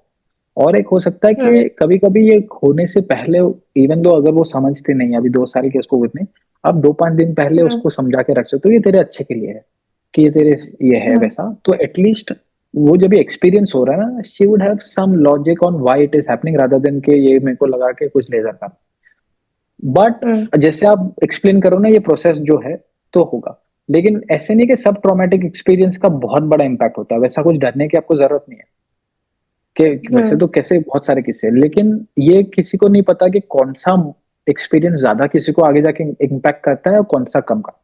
सो सबका अलग अलग इंटरप्रिटेशन माइंड का ये रहता है कि बच्चा अगर 10 ट्रॉमा से गुजरा है, हो सकता है 2 ट्रॉमा उसको ज्यादा लंबे तक इम्पैक्ट करे और 8 करे ही ना। So we can't tell. But ये जो मैं सुन रहा हूँ वो है प्योरली फिजिकल ट्रॉमा जैसा, उसमें कोई इमोशनल हम्म। इतना उसको डराना या फिर उसको मारना वैसा नहीं आ रहा। तो हम्म। वैसे अगर देखो, अगर वो इमोशनल उतना नहीं है, प्योरली फिजिकल है, and eventually at some level उसको भी पता है कि मेरी कोई ट्रीटमेंट हो रही है, तो मुझे नहीं लगता लॉन्ग रन में उसको ये होगा। लेकिन हाँ, अभी वो डर रही है, वो सब हो रही है बिकॉज कोई भी सपने हो में उड़ वो थोड़ा जाती है वो। डरेगा। सो विच हाँ। Is fine for now. But eventually अगर थोड़ी बड़ी होती है ना, तो यू कैन डू सर्टन, जैसे ईएफ की मेरे पहले इस पे है, तो वो 5-6 साल की थोड़ी समझने लगे उसको टैपिंग करवा सकते हो, अगर वो तभी भी हम्म। उठती रहती है। But this is like hmm. On going thing. अभी भी उठना भी लगी होगी जब से वो प्रोसेस स्टार्ट हुआ, कि पहले से उठ रही अभी अभी वो उठने लगी, है बीच क्योंकि वो में एक शांत महीने हो से वो गई थी। स्टार्ट हुआ वो। हाँ, तब तो से। It is because, purely because of that. So वो प्रोसेस खत्म हो जाए, बाद में देखो कि वो फिर 2-3 महीने बाद हो गई सेट, तो हो गई। अगर नहीं हुई, then you can start thinking about different things. Okay. Thank you sir. Sir hypnosis जो है साइकोलॉजी के किस पार्ट में फॉल करता है, जैसे कि करिकुलम वाइज अगर देखा जाए तो करिकुलम जैसे में ईएमडीआर है और बाकी है। अगर आप जैसे सपोज मेंटल हेल्थ काउंसलिंग से रिलेटेड कोई कोर्स कर रहे हैं तो उसमें फॉल करता है ईएमडीआर एंड ऑल।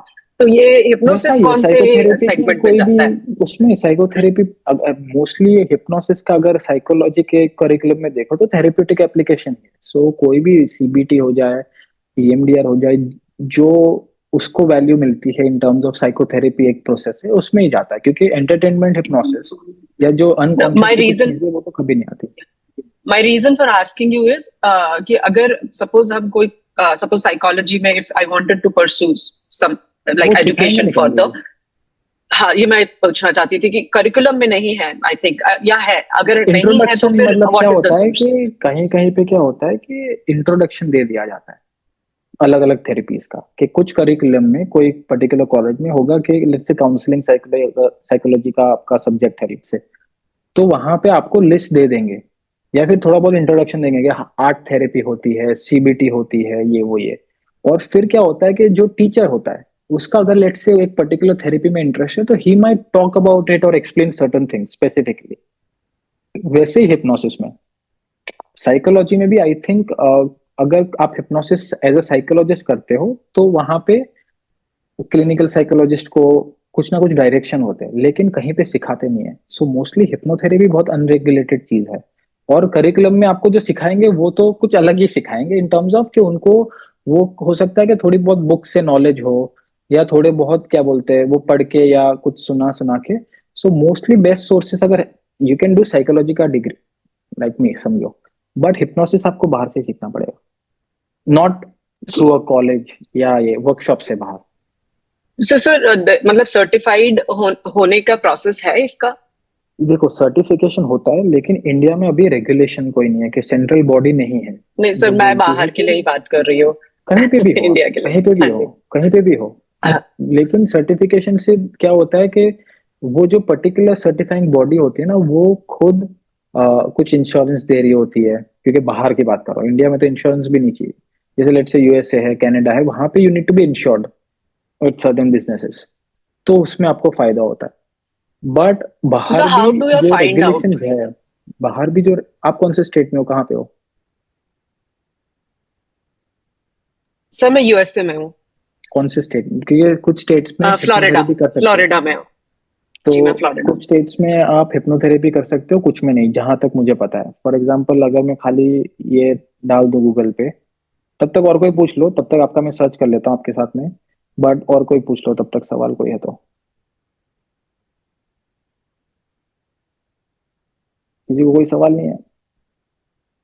सर तो बच्चों में अगर सजेस्टिबिलिटी टेस्ट करना हो तो कैसे कर सकते बच्चों, हैं? बच्चे वैसे सजेस्टेबल ही होते हैं अगर 7-8 साल तक है तो you don't have to worry about नहीं, सजेस्टेबिलिटी टेस्ट। 13-14 ईयर्स के अगर हो गए कुछ तो। सजेस्टेबिलिटी टेस्ट जैसे गेम्स है, बुक बलून टेस्ट आपने देखी, वैसी टेस्ट होती है, और वो आप करवा हम्म, सकते हो।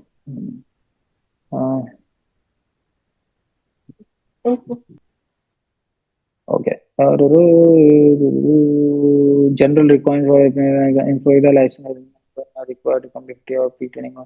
सो यहाँ भी देखो, ये तो लाइसेंस वाला है।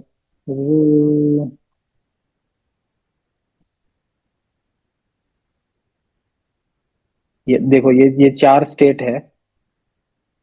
नहीं, do so requirement California, Florida and new Jersey, Texas. हाँ, तो इसमें मैंडेटरी नहीं है यहाँ पे, तो इतना नहीं है आपको, खाली रेगुलेट, खाली एक इंश्योरेंस ले लेना है, और सही से कहीं से सही अच्छे सोर्स से सीख लेना है,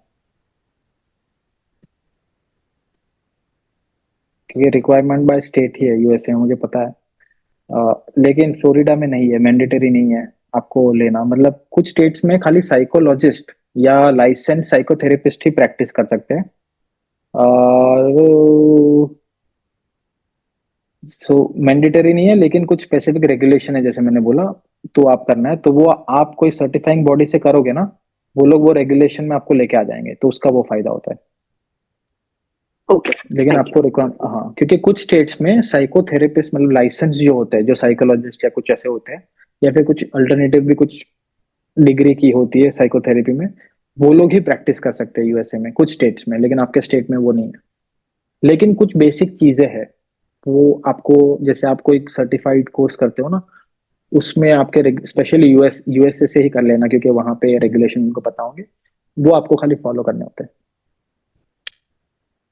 ओके। और सो बच्चों में थोड़ा मैं साइड नोट पे बोल दूं कि जितने छोटे बच्चे होते हैं उतने ज्यादा वो हिप्नोटाइजेबल या फिर उतने सजेस्टेबल होते हैं, क्योंकि उनका लॉजिकल माइंड नहीं है। अगर 13-14 साल का बच्चा है, एक तो है कि वो पहले इन्वेस्टेड होना चाहिए, कि वो ट्राई करने के लिए या फिर हिप्नोसिस ये प्रोसेस करने के लिए रेडी होना चाहिए, क्योंकि कुछ एज में बच्चे फिर वो मम्मी पापा, क्योंकि हमें पता है कि उनके लिए बेनिफिशियल हो सकता है, लेकिन वो लोग नहीं मानते, और वो अगर एक्टिवली पार्ट नहीं लेते तो हो सकता है उतने अच्छे रिजल्ट ना आए। लेकिन उनके लिए भी सिंपल टेस्ट होती है, कि कुछ इमेजिनेशन गेम होते हैं, कि भाई इमेजिन करिए दोनों मैग्नेट है, दोनों पास में आ रहा है, आप रिपीट करते रहो, तेरा इमेजिनेशन यूज कर, हाथ है इस पे, बलून रख दिया इस पे, वो इमेजिन कर। सो कुछ इमेजिनेशन गेम्स खिला सकते हो, जिससे आपको पता चल सकता है कि वो सजेस्टेबल है कि नहीं।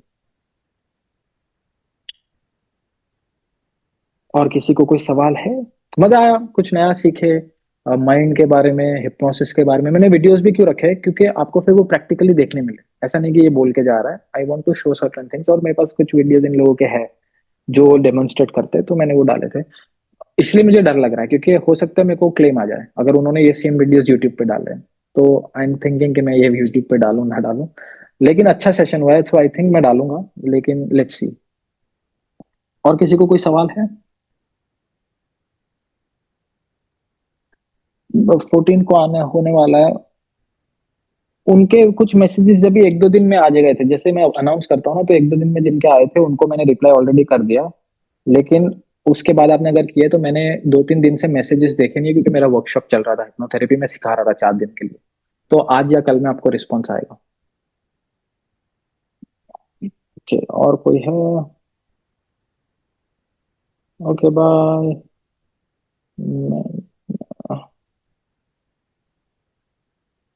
कूल, मजा आना चाहिए। तो ऐसे करते रहेंगे हम लोग। अब मेरे को ये भी कोशिश है कि मैं उतना भी ज्यादा ना करूं। फिर क्या हो जाता है कभी कभी कि आप जितना ज्यादा करते रहो ना, फिर वो इंटरेस्ट कम होने लग जाता है लोगों का। फिर आज इतने हैं तो कम होंगे। तो इसी वजह से मैं कोशिश करूंगा कि मैं आता रहूं, लेकिन ट्राई भी करने वाला हूँ कि 3 4 5 हफ्ते का गैप हो ऐसे सेशन में। और मिक्स होगा, देखो कुछ सेशंस में पोस्ट कर दूंगा सो दैट लोग भी देख पाए। कभी कभी मैं नहीं करूंगा, क्योंकि फिर क्या होता है, लाइव में कोई आता नहीं है ज्यादा, उन लोगों को लगता है बाद में देख लूंगा। तो लाइव का कुछ बेनिफिट नहीं रहता, क्योंकि लाइव का भी एक रीजन है, राइट? सो कभी कभी कुछ पोस्ट होंगे, कुछ नहीं होंगे। सो आप सोच लो आपको अटेंड करने है कि नहीं। थोड़ी गेम खेलनी पड़ती है साइकोलॉजिकल, तो ही लोग फिर इंटरेस्ट बना रहे हैं। लेकिन जो लोग अटेंड करते हैं उनको पता है कि अच्छा रहता है, ऐसा नहीं है कि कोई ऐसा टाइम पास करके हम जा रहे हैं। और स्पेसिफिक टॉपिक भी इसलिए लेता हूँ सो दैट हम एक ही पर्टिकुलर ट्रेन पे चलते रहे।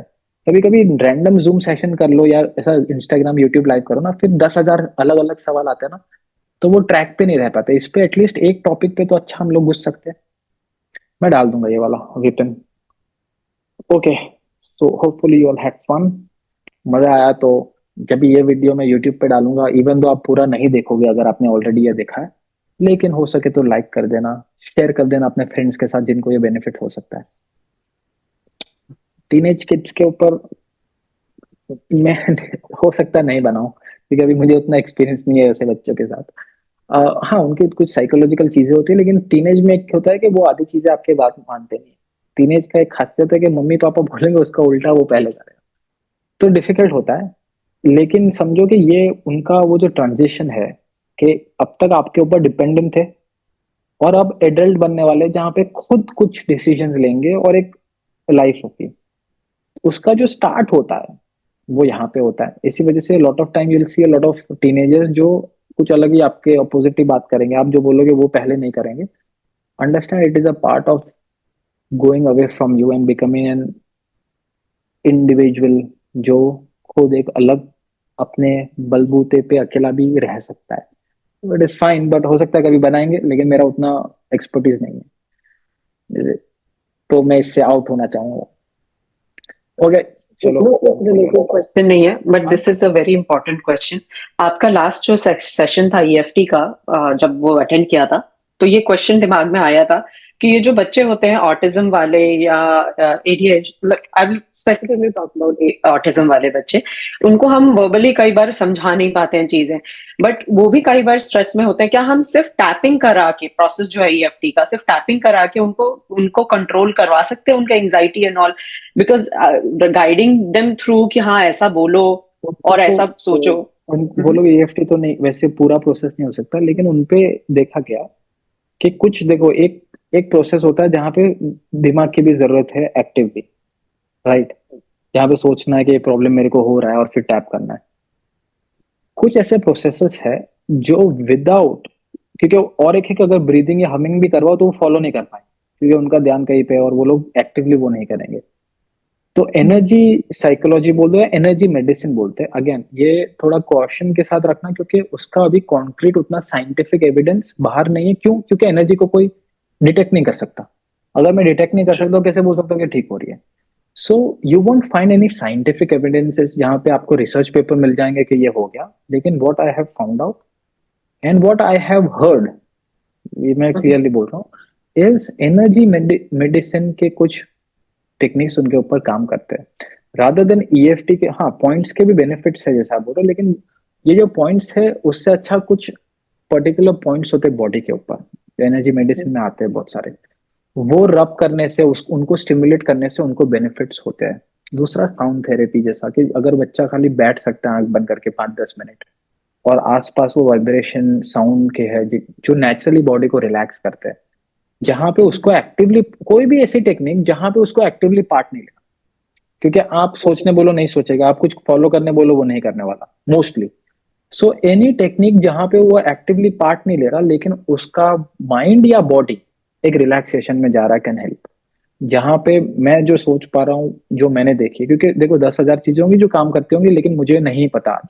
लेकिन साउंड थेरेपी, मसाज, जो देखा गया है कि बॉडी के लिए रिलैक्सिंग होता है। Massage again is also not only because body को और मसल को रिलैक्स करता है, लेकिन मसाज में कभी कभी वो एनर्जी पॉइंट भी रब हो जाते हैं जो हेल्प करते हैं। As well as energy medicine, आप सर्च करो कि एनर्जी मेडिसिन या एनर्जी साइकोलॉजी के टेक्निक्स, उसके कोई भी टेक्निक्स अगर डिजाइंड है बॉडी को रिलैक्स करने के लिए, ट्रॉमा को हील करने के लिए, स्ट्रेस में से बाहर निकलने के लिए, वो बच्चों को हेल्प करते हैं। Thank you so much. All good. चलो, मेरे ऑलमोस्ट 1 बजने वाले, तो अभी मेरे को बंद करना चाहिए मुझे लगता है, वरना मैं बैठ के 3 बजे तक भी बैठ सकता हूँ। लेकिन hopefully you all had fun. हम लोग फिर से मिलेंगे, तब तक के लिए टेक केयर। और एक मिनट, मैं एक वीडियो डालने वाला हूँ सबकॉन्शियस माइंड रिलेटेड, ये वैसा डिटॉक्स, मेंटल डिटॉक्स जो मैं डालते रहता हूँ, लेकिन यूट्यूब पे सो टाइम लेके बना है। सो आप लोगों को अगर ये सेशन अच्छा लगा तो प्लीज हो सके तो वो वीडियो पूरा देखना और शेयर करना, क्योंकि मेरा यूट्यूब स्लो ग्रो हो रहा है, लेकिन मुझे पता है मेरे कंटेंट की बहुत वैल्यू है इन टर्म्स ऑफ कि ये टॉपिक पे बहुत कम जन बात कर रहे हैं इतने इन डेप्थ। सो हो सकता है तो चैनल अच्छे से इंक्रीज हो, और मेरा ध्यान वहां पे ज्यादा है। आप देखोगे इंस्टाग्राम पे मैं कम वीडियोस डालता हूँ, बीच में मैं रोज डालता था, क्योंकि मुझे चाहिए कि यूट्यूब ग्रो हो और आप लोगों को भी बेनिफिट हो। ऐसे नहीं कि मेरा ही ग्रो होते रहे और मैं कुछ ऐसा क्लिक बेट करूँ। सो वो वीडियो मैं 1-2 दिन में डालूंगा, आप लोग पूरा देखना। अगर आपको अच्छा लगे तो लाइक करके आपके फैमिली में शेयर कर लेना, उतनी हेल्प कर देना मेरी, बाकी मैं देख लूंगा। ठीक है, so yeah. Bye. Thank you, James. Thank you so Bye. much. It was real nice and informative session. Thank you.